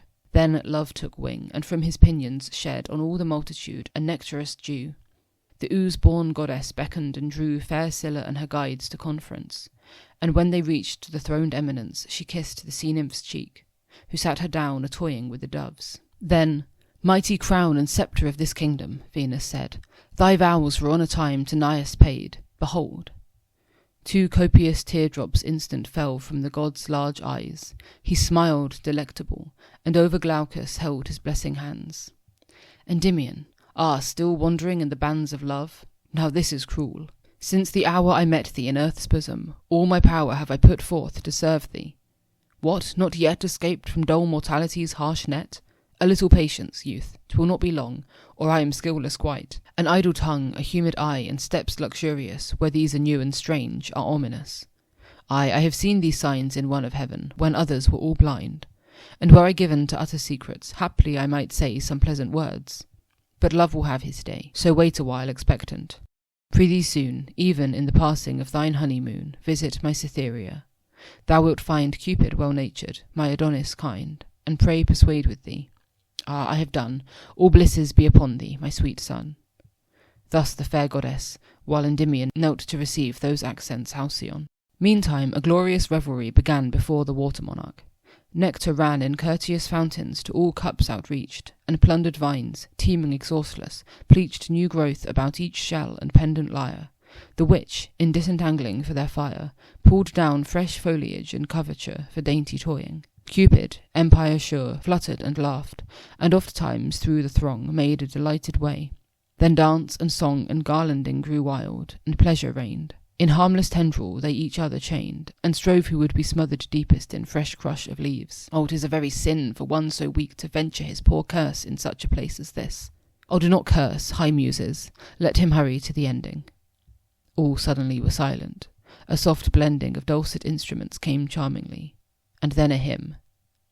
"King of the stormy sea, brother of Jove and co-inheritor of elements, eternally before thee the waves awful bow. Fast stubborn rock, at thy feared trident shrinking, doth unlock its deep fountains, hissing into foam. All mountain rivers lost in the wide home of thy capacious bosom ever flow. Thou frownest, and old Aeolus thy foe skulks to his cavern, mid the gruff complaint of all his rebel tempests. Dark clouds faint when, from thy diadem, a silver gleam slants over blue dominion. Thy bright team gulfs in the morning light, and scuds along to bring thee nearer to that golden song Apollo singeth, while his chariot waits at the doors of heaven. Thou art not for scenes like this. An empire stern hast thou, and it hath furrowed that large front. Yet now, as newly come of heaven, dost thou sit to blend and interknit subdued majesty with this glad time. O shell-born king sublime, we lay our hearts before thee evermore. We sing and we adore. Breathe softly, flutes, be tender of your strings, ye soothing lutes, nor be the trumpet heard. O vain, O vain! Not flowers budding in an April rain, nor breath of sleeping dove, nor rivers flow, no, nor the Aeolian twang of love's own bow can mingle music fit for the soft ear of goddess Cytherea. Yet deign, white queen of beauty, thy fair eyes on our souls sacrifice. Bright-winged child, who has another care when thou hast smiled? Unfortunates on earth, we see at last all death shadows, and glooms that overcast our spirits, fanned away by thy light pinions. O sweetest essence, sweetest of all minions, god of warm pulse and dishevelled hair and panting bosoms bare, dear unseen light in darkness, eclipser of light in light, delicious poisoner, thy venomed goblet will we quaff until we fill. And by thy mother's lips was heard no more for clamour, when the golden palace door opened again, and from without in shone a new magnificence. On oozy throne smooth-moving came Oceanus the old, to take a latest glimpse at his sheepfold, before he went into his quiet cave to muse for ever. Then a lucid wave scooped from its trembling sisters of mid-sea, afloat, and pillowing up the majesty of Doris, and the Aegean seer, her spouse. Next, on a dolphin clad in laurel boughs, Theban Amphion leaning on his lute, his fingers went across it. All were mute to gaze on Amphitrite, queen of pearls, and Thetis pearly too. The palace whirls around giddy Endymion. Seeing he was there far strayed from mortality, he could not bear it, shut his eyes in vain. Imagination gave a dizzier pain. Oh, I shall die, sweet Venus, be my stay. Where is my lovely mistress? Well away, I die, I hear her voice, I feel my wing. At Neptune's feet he sank. A sudden ring of nereids were about him, in kind strife to usher back his spirit into life, but still he slept. At last they interwove their cradling arms, and purposed to convey towards a crystal bower far away. Lo, while slow carried through the pitying crowd, to his inward senses these words spake aloud, written in starlight on the dark above.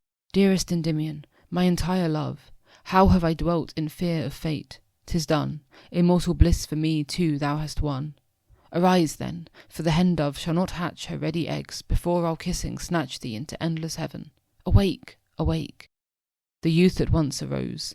A placid lake came quiet to his eyes, and forest green, cooler than all the wonders he had seen, lulled with its simple song his fluttering breast. How happy once again in grassy nest.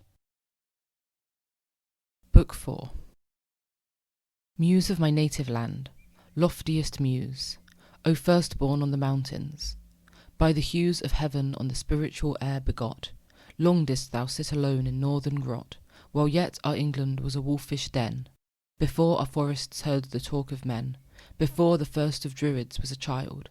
Long didst thou sit amid our regions wild, wrapped in a deep prophetic solitude. There came an eastern voice of solemn mood, yet wast thou patient. Then sang forth the 9, Apollo's garland, yet didst thou divine such homebred glory that they cried in vain, Come hither, sister of the island. Plain spake fair Ausonia, and once more she spake a higher summons. Still didst thou betake thee to thy native hopes. O thou hast won a full accomplishment. The thing is done, which, undone, these our latter days had risen on barren souls. Great Muse, thou know'st what prison of flesh and bone curbs and confines and frets our spirits' wings. Despondency besets our pillows, and the fresh tomorrow morn seems to give forth its light in very scorn of our dull, uninspired, snail-paced lives. Long have I said, how happy he who strives to thee. But then I thought on poets gone, and could not pray. Nor can I now, so on I move to the end in loneliness of heart. Ah, woe is me that I should fondly part from my dear native land. Ah, foolish maid, glad was the hour, when, with thee, myriads bade adieu to Ganges and their pleasant fields. To one so friendless the clear freshet yields a bitter coolness, the ripe grape is sour. Yet I would have, great gods, but one short hour of native air. Let me but die at home. Endymion to heaven's airy dome was offering up a hecatomb of vows, when these words reached him. Whereupon he bows his head through thorny green entanglement of underwood, and to the sound is bent, anxious as hind towards her native fawn. Is no one near to help me? No fair dawn of life from charitable voice? No sweet saying to set my dull and saddened spirit playing? No hand to toy with mine? No lips so sweet that I may worship them? No eyelids meet to twinkle on my bosom? No one dies before me, till these enslaving eyes redemption sparkles. I am sad and lost. Thou, carrion lord, hadst better have been tossed into a whirlpool. Vanish into air, warm mountaineer. For canst thou only bear a woman's sigh alone and in distress? See not her charms. Is Phoebe passionless? Phoebe is fairer far. O gaze no more. Yet if thou wilt behold all beauty's store, behold her panting in the forest grass. Do not those curls of glossy jet surpass for tenderness the arms so idly lain amongst them? Feelest not a kindred pain to see such lovely eyes in swimming search after some warm delight that seems to perch dove-like in the dim cell lying beyond their upper lids? Hist! Oh, for Hermes' wand to touch this flower into human shape, that woodland hyacinthus could escape from his green prison, and here, kneeling down, call me his queen, his second life's fair crown. Ah me, how I could love! My soul doth melt for the unhappy youth. Love, I have felt so faint a kindness, such a meek surrender to what my own full thoughts had made too tender, that but for tears my life had fled away. Ye deaf and senseless minutes of the day, and thou, old forest, hold ye this for true, there is no lightning, no authentic dew, but in the eye of love. There's not a sound, melodious howsoever, can confound the heavens and earth in one to such a death, as doth the voice of love. There's not a breath will mingle kindly with the meadow air, till it has panted round and stolen a share of passion from the heart. Upon a bough he leant, wretched. He surely cannot now thirst for another love. O impious, that he can even dream upon it thus! Thought he, why am I not as are the dead, since to a woe like this I have been led through the dark earth and through the wondrous sea? Goddess, I love thee not the less. From thee by Juno's smile I turn not. No, no, no, while the great waters are at ebb and flow. I have a triple soul. O fond pretence, for both my love is so immense, I feel my heart is cut in twain for them. And so he groaned, as one by beauty slain. The lady's heart beat quick, and he could see her gentle bosom heave tumultuously. He sprang from his green covert. There she lay, sweet as a musk-rose upon new-made hay, with all her limbs on tremble, and her eyes shut softly up alive. To speak he tries. Fair damsel, pity me, forgive that I thus violate thy bower's sanctity. O pardon me, for I am full of grief, grief born of thee, young angel, fairest thief, who stolen hast away the wings wherewith I was to top the heavens. Dear maid, sith thou art my executioner, and I feel loving and hatred, misery and weal, will in a few short hours be nothing to me, and all my story that much passion slew me, do smile upon the evening of my days. And, for my tortured brain begins to craze, be thou my nurse, and let me understand how dying I shall kiss that lily hand. Dost weep for me? Then should I be content. Scowl on, ye fates, until the firmament out blackens Erebus, and the full-caverned earth crumbles into itself. By the cloud girth of Jove, those tears have given me a thirst to meet oblivion. As her heart would burst, the maiden sobbed a while, and then replied, Why must such desolation betide as that thou speakest of? Are not these green nooks empty of all misfortune? Do the brooks utter a Gorgon voice? Does yonder thrush, schooling its half-fledged little ones to brush about the dewy forest, whisper tales? Speak not of grief, young stranger, or cold snails will slime the rose tonight. Though, if thou wilt, methinks 'twould be a guilt, a very guilt, not to companion thee, and sigh away the light, the dusk, the dark, till break of day. Dear lady, said Endymion, 'tis past, I love thee, and my days can never last. That I may pass in patience still speak. Let me have music dying, and I seek no more delight. I bid adieu to all. Didst thou not after other climates call, and murmur about Indian streams? Then she, sitting beneath the midmost forest tree, for pity sang this roundelay. O sorrow, why dost borrow the natural hue of health from vermeil lips, to give maiden blushes to the white rose bushes? Or is it thy dewy hand the daisy tips? O sorrow, why dost borrow the lustrous passion from a falcon eye, to give the glow-worm light, or on a moonless night to tinge on siren shores the salt sea spray? O sorrow, why dost borrow the mellow ditties from a morning tongue, to give at evening pale unto the nightingale, that thou mayst listen the cold dews among? O sorrow, why dost borrow heart's lightness from the merriment of May? A lover would not tread a cowslip on the head, though he should dance from eve till peep of day, nor any drooping flower held sacred for thy bower, wherever he may sport himself and play. To sorrow I bade good morrow, and thought to leave her far away behind. But cheerly, cheerly, she loves me dearly, she is so constant to me, and so kind. I would deceive her and so leave her, but she is so constant and so kind. Beneath my palm trees by the riverside I sat a-weeping. In the whole world wide there was no one to ask me why I wept, and so I kept brimming the water-lily cups with tears, cold as my fears. Beneath my palm trees by the riverside I sat a-weeping. What enamoured bride cheated by shadowy wooer from the clouds, but hides and shrouds beneath dark palm trees by a riverside? And as I sat over the light blue hills there came a noise of revellers, the rills into the wide stream came of purple hue. 'Twas Bacchus and his crew. The earnest trumpet spake, and silver thrills from kissing cymbals made a merry din. 'Twas Bacchus and his kin. Like to a moving vintage down they came, crowned with green leaves, and faces all on flame, all madly dancing through the pleasant valley, to scare thee, melancholy. O then, thou wast a simple name, and I forgot thee, as the buried holly by shepherds is forgotten. When, in June, tall chestnuts keep away the sun and moon, I rushed into the folly. Within his car aloft young Bacchus stood, trifling his ivy dart in dancing mood, with sidelong laughing, and little rills of crimson wine imbrued his plump white arms and shoulders, enough white for Venus's pearly bite.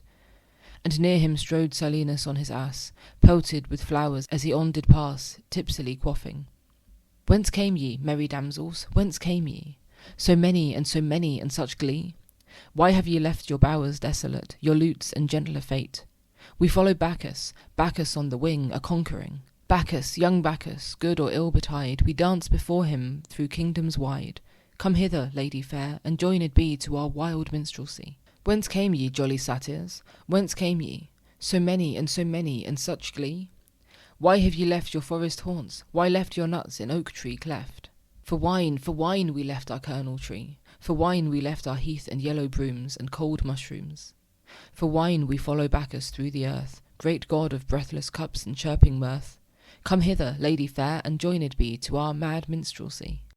Over wide streams and mountains great we went, and, save when Bacchus kept his ivy tent, onward the tiger and the leopard pants, with Asian elephants.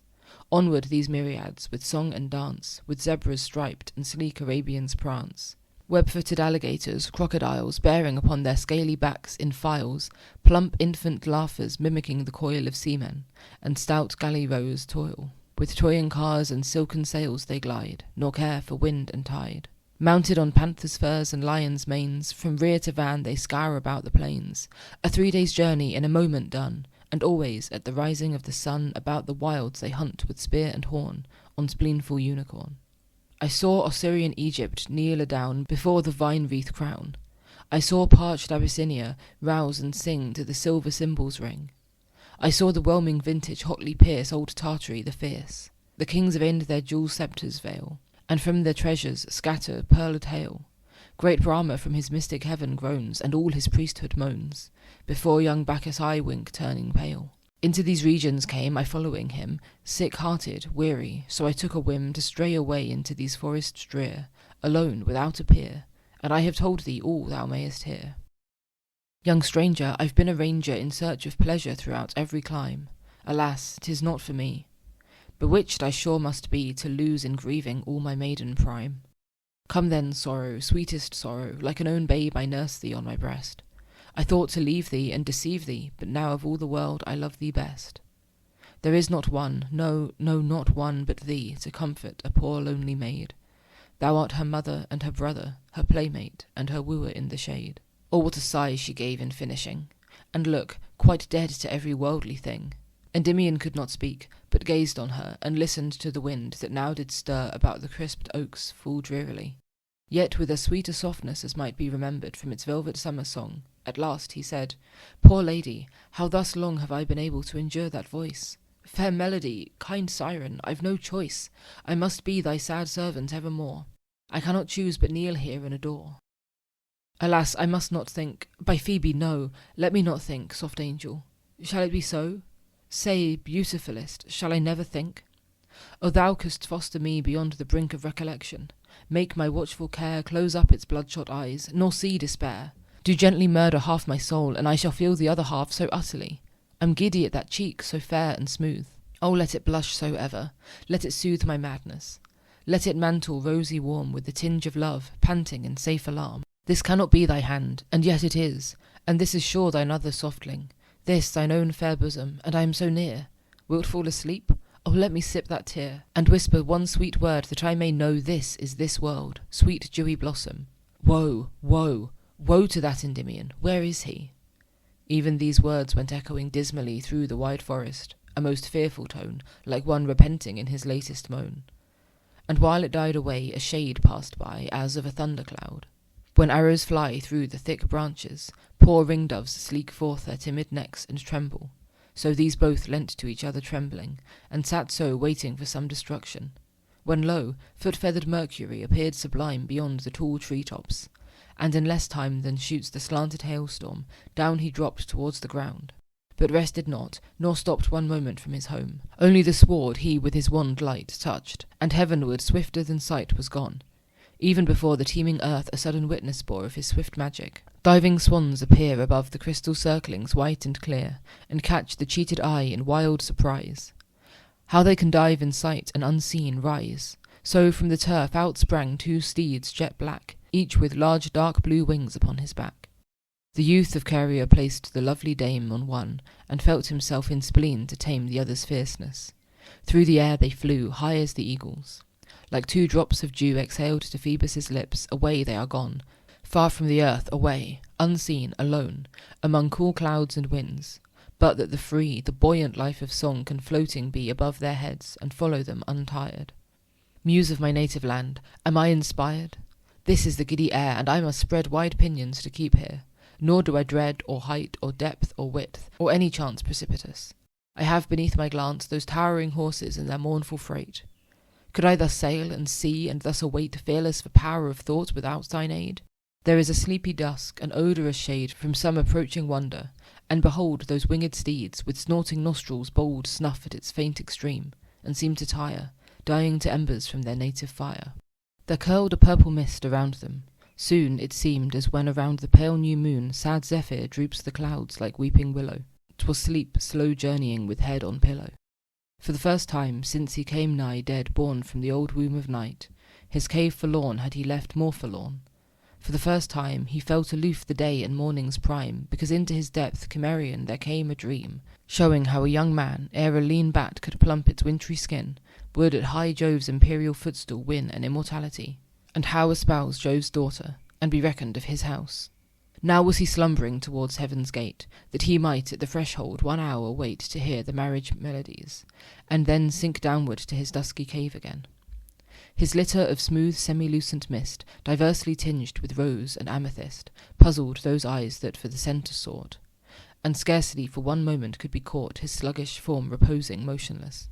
Those two on winged steeds, with all the stress of vision, searched for him, as one would look athwart the sallows of a river nook, to catch a glance at silver-throated eels, or from old Skiddaws' top, when fog conceals his rugged forehead in a mantle pale, with an eye-guess towards some pleasant vale, descry a favourite hamlet, faint and fair. These raven horses, though they fostered are of earth's splenetic fire, dully drop their full vein ears, nostrils blood-wide, and stop.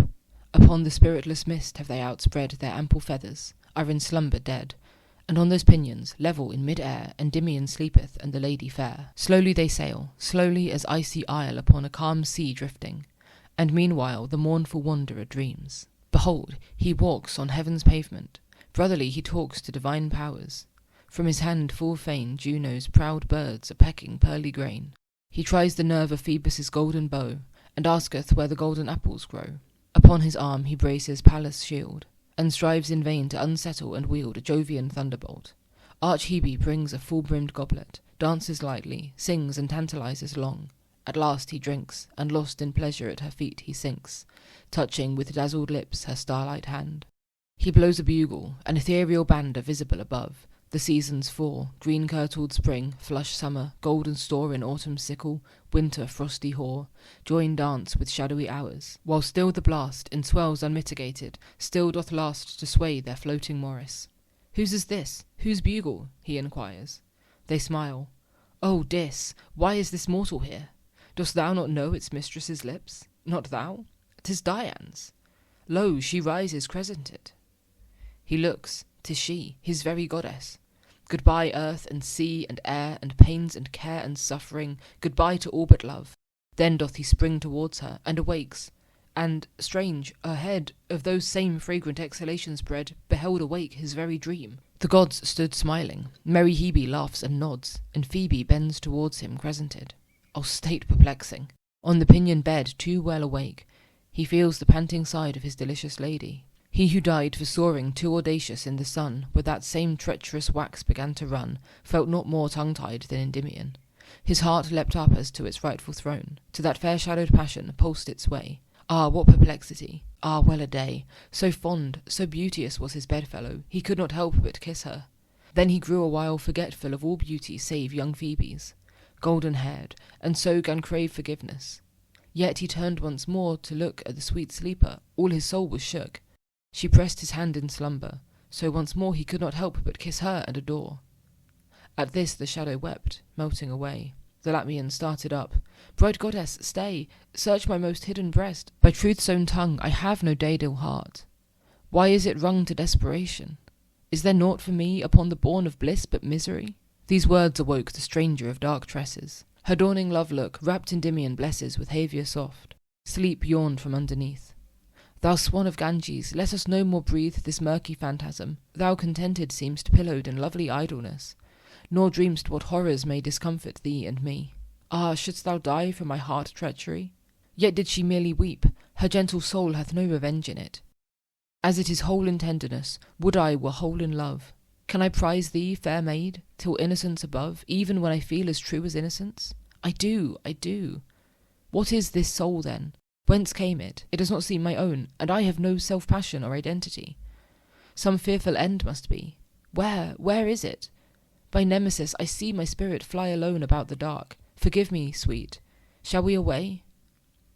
He roused the steeds. They beat their wings chivalrous into the clear air, leaving old sleep within his vapoury lair. The good-night blush of eve was waning slow, and Vesper, risen star, began to throw in the dusk heavens silvery, when they thus sprang direct towards the galaxy. Nor did speed hinder converse soft and strange. Eternal oaths and vows they interchange, in such wise, in such temper, so aloof up in the winds, beneath a starry roof, so witless of their doom, that verily 'tis well nigh past man's search their hearts to see, whether they wept, or laughed, or grieved, or toyed, most like with joy gone mad, with sorrow cloyed. Full facing their swift flight, from ebon streak, the moon put forth a little diamond peak, no bigger than an unobserved star, or tiny point of fairy scimitar. Bright signal that she only stooped to tie her silver sandals, ere deliciously she bowed into the heavens her timid head. Slowly she rose, as though she would have fled, while to his lady meek the carrion turned, to mark if her dark eyes had yet discerned this beauty in its birth. Despair, despair! He saw her body fading gaunt and spare in the cold moonshine. Straight he seized her wrist, it melted from his grasp, her hand he kissed, and horror kissed his own. He was alone. Her steed a little higher soared, and then dropped hawkwise to the earth. There lies a den, beyond the seeming confines of the space made for the soul to wander in and trace its own existence, of remotest glooms. Dark regions are around it, where the tombs of buried grief the spirit sees. But scarce 1 hour doth linger weeping, for the pierce of newborn woe it feels more inly smart, and in these regions many a venomed dart at random flies. They are the proper home of every ill. The man is yet to come who hath not journeyed in this native hell. But few have ever felt how calm and well sleep may be had in that deep den of all. There anguish does not sting, nor pleasure pull. Woe hurricanes beat ever at the gate, yet all is still within and desolate. Beset with plainful gusts, within ye hear no sound so loud as when on curtained bier the death-watch tick is stifled. Enter none who strive therefore, on the sudden it is won. Just when the sufferer begins to burn, then it is free to him, and from an urn still fed by melting ice he takes a draught. Young Semele such richness never quaffed in her maternal longing. Happy gloom, dark paradise, where pale becomes the bloom of health by dew, where silence dreariest is most articulate, where hopes infest, where those eyes are the brightest far that keep their lids shut longest in a dreamless sleep. O happy spirit home, O wondrous soul, pregnant with such a den to save the whole in thine own depth. Hail, gentle carrion! For, never since thy griefs and woes began hast thou felt so content. A grievous feud hath led thee to this cave of quietude. Ay, his lulled soul was there, although upborne with dangerous speed, and so he did not mourn, because he knew not whither he was going. So happy was he, not the aerial blowing of trumpets at clear parley from the east could rouse from that fine relish, that high feast. They stung the feathered horse, with fierce alarm he flapped towards the sound. Alas, no charm could lift Endymion's head, or he had viewed a skyey mask, a pinioned multitude, and silvery was its passing. Voices sweet warbling the while as if to lull and greet the wanderer in his path. Thus warbled they, while past the vision went in bright array. Who from Dian's feast would be away? For all the golden bowers of the day are empty left? Who away would be from Cynthia's wedding and festivity? Not Hesperus. Lo, upon his silver wings he leans away for highest heaven and sings, snapping his lucid fingers merrily. Ah, Zephyrus art here, and Flora too. Ye tenderer bibbers of the rain and dew, young playmates of the rose and daffodil, be careful ere ye enter in to fill your baskets high with fennel green and balm and golden pines, savoury latter mint and columbines, cool parsley, basil sweet and sunny thyme. Yea, every flower and leaf of every clime, all gathered in the dewy morning. High away, fly, fly, crystalline brother of the belt of heaven, Aquarius, to whom King Jove has given 2 liquid pulse streams instead of feathered wings, 2 fan-like fountains. Thine illumings for Dian play, dissolve the frozen purity of air, let thy white shoulders silvery and bare show cold through watery pinions. Make more bright the star-queen's crescent on her marriage night. Haste, haste away! Castor has tamed the planet lion, see, and of the bear has Pollux mastery. A third is on the race. Who is the third, speeding away swift as the eagle bird? The ramping centaur, the lion's mane's on end, the bear how fierce! The centaur's arrow ready seems to pierce some enemy. Far forth his bow is bent into the blue of heaven. He'll be shent, pale unrelenter, when he shall hear the wedding lutes a playing. Andromeda, sweet woman, why delaying so timidly among the stars? Come hither, join this bright throng, and nimbly follow whither they all are going. Danae's son, before Jove newly bowed, has wept for thee, calling to Jove aloud. Thee, gentle lady, did he disenthrall, yet shall for ever live and love, for all thy tears are flowing. By Daphne's fright, behold Apollo, more Endymion heard not, down his steed him bore, prone to the green head of a misty hill. His first touch of the earth went nigh to kill. Alas, said he, were I but always borne through dangerous winds, had but my footsteps worn a path in hell, for ever would I bless horrors which nourish an uneasiness for my own sullen conquering. To him who lives beyond earth's boundary, grief is dim, sorrow is but a shadow. Now I see the grass, I feel the solid ground. Ah me, is it thy voice, divinest? Where? Who left thee so quiet on this bed of dew? Behold, upon this happy earth we are. Let us aye love each other, let us fare on forest fruits, and never, never go among the abodes of mortals here below, or be by phantoms duped. O destiny, into a labyrinth now my soul would fly, but with thy beauty will I deaden it. Where didst thou melt to? By thee will I sit for ever, let our fate stop here, a kid I on this spot will offer. Pan will bid us live in peace, in love and peace among his forest wilderness. I have clung to nothing, loved a nothing, nothing seen or felt but a great dream. Oh, I have been presumptuous against love, against the sky, against all elements, against the tie of mortals each to each, against the blooms of flowers, rush of rivers, and the tombs of heroes gone. Against his proper glory has my own soul conspired. So my story will I to children utter and repent. There never lived a mortal man who bent his appetite beyond his natural sphere, but starved and died. My sweetest Indian, here will I kneel, for thou redeemest hast my life from too thin breathing. Gone and past are cloudy phantasms. Caverns lone, farewell, and air of visions, and the monstrous swell of visionary seas. No, never more shall airy voices cheat me to the shore of tangled wonder, breathless and aghast. Adieu, my daintiest dream. Although so vast, my love is still for thee. The hour may come when we shall meet in pure Elysium. On earth I may not love thee, and therefore doves will I offer up, and sweetest store all through the teeming year. So thou wilt shine on me, and on this damsel fair of mine, and bless our simple lives. My Indian bliss, my river lily bud, one human kiss, one sigh of real breath, one gentle squeeze, warm as a dove's nest among summer trees, and warm with dew at ooze from living blood. Whither didst melt? Ah, what of that? All good we'll talk about, no more of dreaming. Now, where shall our dwelling be? Under the brow of some steep mossy hill, where ivy dun would hide us up, although spring leaves were none, and where dark yew trees, as we rustle through, will drop their scarlet berry cups of dew? Oh, thou wouldst joy to live in such a place. Dusk for our loves, yet light enough to grace those gentle limbs on mossy bed reclined. For by one step the blue sky shouldst thou find, and by another, in deep dell below, see through the trees a little river go, all in its midday gold and glimmering. Honey from out the gnarled hive I'll bring, and apples, wan with sweetness, gather thee. Cresses that grow where no man may them see, and sorrel untorn by the dew-clawed stag. Pipes will I fashion of the syrinx flag, that thou mayst always know whither I roam, when it shall please thee in our quiet home to listen and think of love. Still let me speak, still let me dive into the joy I seek, for yet the past doth prison me. The rill thou haply mayst delight in will I fill with fairy fishes from the mountain tarn, and thou shalt feed them from the squirrel's barn. Its bottom will I strew with amber shells, and pebbles blue from deep enchanted wells. Its sides I'll plant with dew-sweet eglantine, and honeysuckles full of clear bee-wine. I will entice this crystal rill to trace love's silver name upon the meadow's face. I'll kneel to Vesta for a flame of fire, and to god Phoebus for a golden lyre, to Empress Dian for a hunting spear, to Vesper for a taper silver clear, that I may see thy beauty through the night. To Flora and a nightingale shall light tame on thy finger, to the river gods, and they shall bring thee taper fishing rods of gold, and lines of naiads' long bright tress. Heaven shield thee for thine utter loveliness. Thy mossy footstool shall the altar be, for which I'll bend, bending, dear love, to thee. Those lips shall be my Delphus, and shall speak laws to my footsteps, colour to my cheek, trembling or steadfastness to this same voice, and of three sweetest pleasurings the choice, and that affectionate light, those diamond things, those eyes, those passions, those supreme pearl springs shall be my grief, or twinkle me to pleasure. Say, is not bliss within our perfect seizure? Oh, that I could not doubt!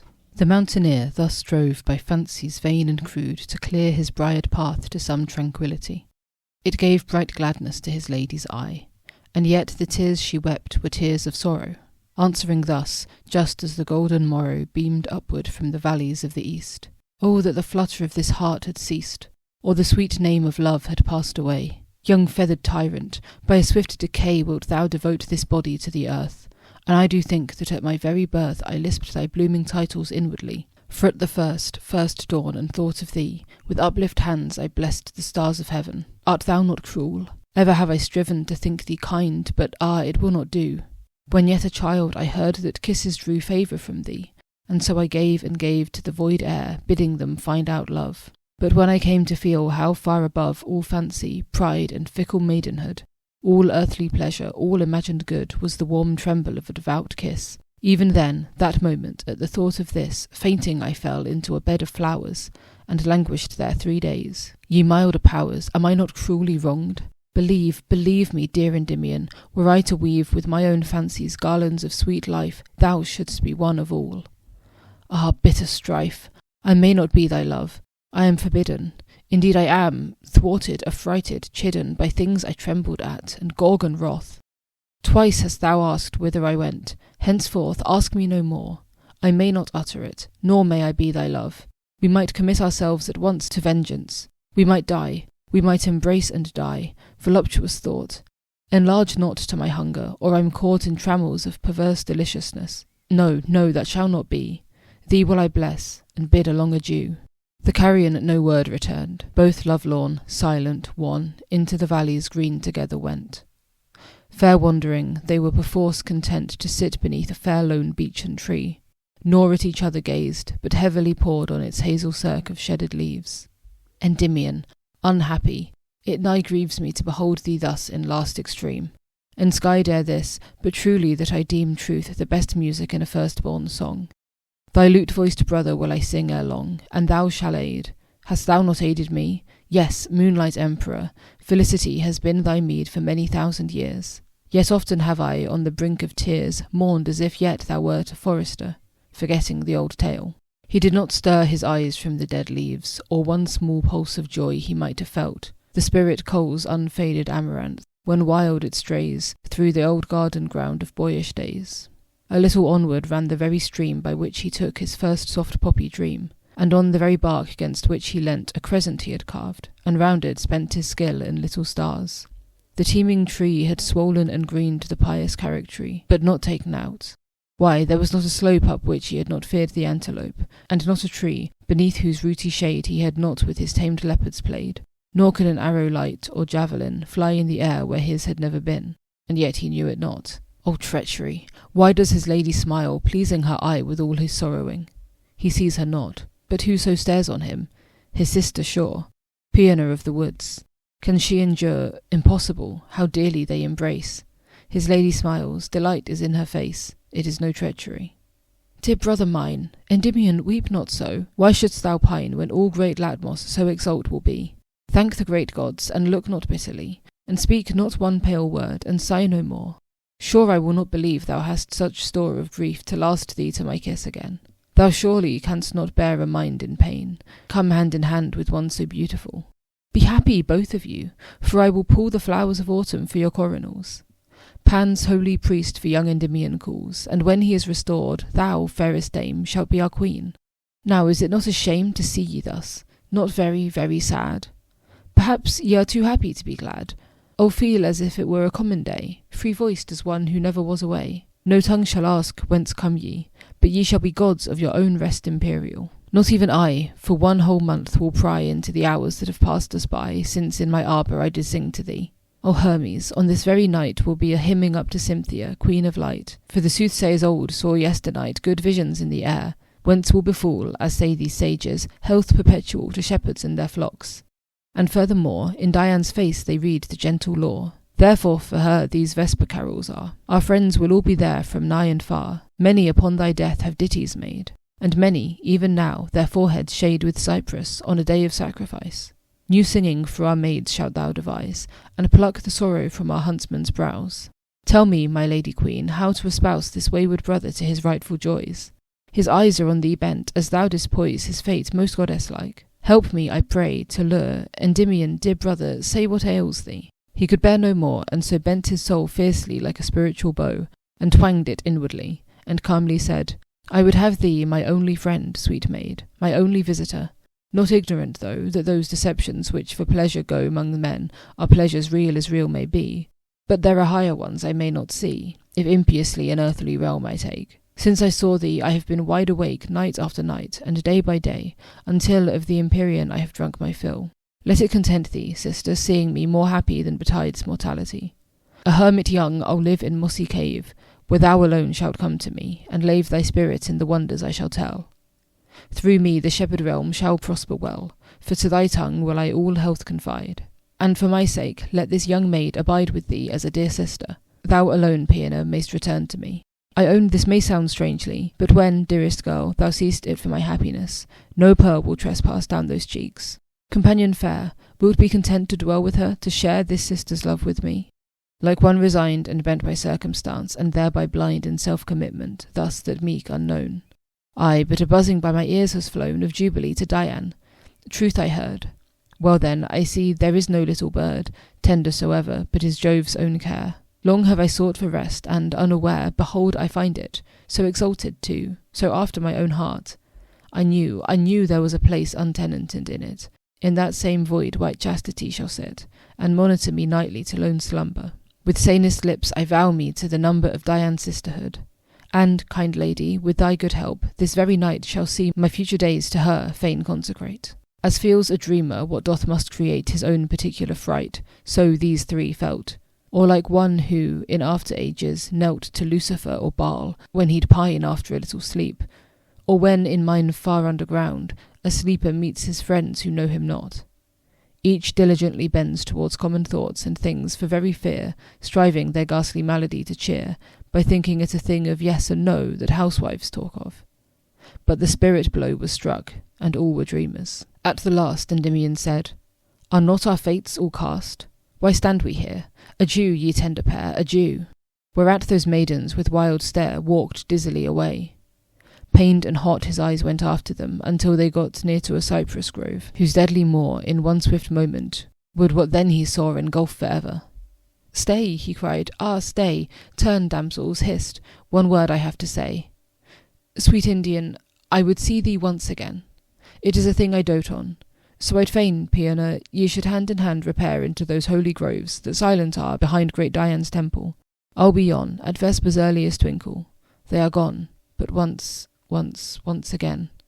At this he pressed his hands against his face, and then did rest his head upon a mossy hillock green, and so remained as he a corpse had been all the long day, save when he scantly lifted his eyes abroad, to see how shadows shifted with the slow move of time, sluggish and weary until the poplar tops, in journey dreary, had reached the river's brim. Then up he rose, and, slowly as that very river flows, walked towards the temple grove with this lament. Why such a golden eye? The breeze is sent careful and soft, that not a leaf may fall before the serene father of them all bows down his summer head below the west. Now am I of breath, speech, and speed possessed, but at the setting I must bid adieu to her for the last time. Night will strew on the damp grass myriads of lingering leaves, and with them shall I die. Nor much it grieves to die, when summer dies on the cold sward. Why, I have been a butterfly, a lord of flowers, garlands, love-knots, silly posies, groves, meadows, melodies, and arbour roses. My kingdom's at its death, and just it is that I should die with it. So in all this we miscal grief, bale, sorrow, heartbreak, woe, what is there to plain of? By Titan's foe I am but rightly served. So saying, he tripped lightly on, in sort of deathful glee, laughing at the clear stream and setting sun, as though they jests had been. Nor had he done his laugh at nature's holy countenance, until that grove appeared, as if perchance, and then his tongue with sober seemlihead gave utterance as he entered. Ha, I said, king of the butterflies, but by this gloom, and by old Rhadamanthus's tongue of doom, this dusk religion, pomp of solitude, and the Promethean clay by thief endued, by old Saturnus's forelock, by his head shook with eternal palsy, I did wed myself to things of light from infancy. And thus to be cast out, thus lorn to die, is sure enough to make a mortal man grow impious. So he inwardly began on things for which no wording can be found, deeper and deeper sinking, until drowned beyond the reach of music. For the choir of Cynthia he heard not, though rough briar nor muffling thicket interposed to dull the vesper hymn, far swollen, soft and full, through the dark pillars of those sylvan aisles. He saw not the two maidens, nor their smiles, wan as primroses gathered at midnight by chilly-fingered spring. "Unhappy wight, Endymion," said Pæna, "we are here. What wouldst thou ere we all are laid on bier?" Then he embraced her, and his lady's hand pressed, saying, "Sister, I would have command, if it were heaven's will, on our sad fate." At which that dark-eyed stranger stood elate, and said, in a new voice, but sweet as love, to Endymion's amaze, "By Cupid's dove, and so thou shalt, and by the lily truth of my own breast thou shalt, beloved youth." And as she spake, into her face there came light, as reflected from a silver flame. Her long black hair swelled ampler, in display full golden. In her eyes a brighter day dawned blue and full of love. Aye, he beheld Phoebe, his passion. Joyous she upheld her lucid bow, continuing thus, "Drear, drear has our delaying been, but foolish fear withheld me first, and then decrees of fate. And then 'twas fit that from this mortal state thou shouldst, my love, by some unlooked-for change, be spiritualized. Pæna, we shall range these forests, and to thee they safe shall be, as was thy cradle. Hither shalt thou flee to meet us many a time." Next Cynthia bright Pæna kissed, and blessed with fair good night. Her brother kissed her too, and knelt her down before his goddess, in a blissful swoon. She gave her fair hands to him, and behold, before 3 swiftest kisses he had told, they vanished far away. Pæna went home through the gloomy wood in wonderment. The end.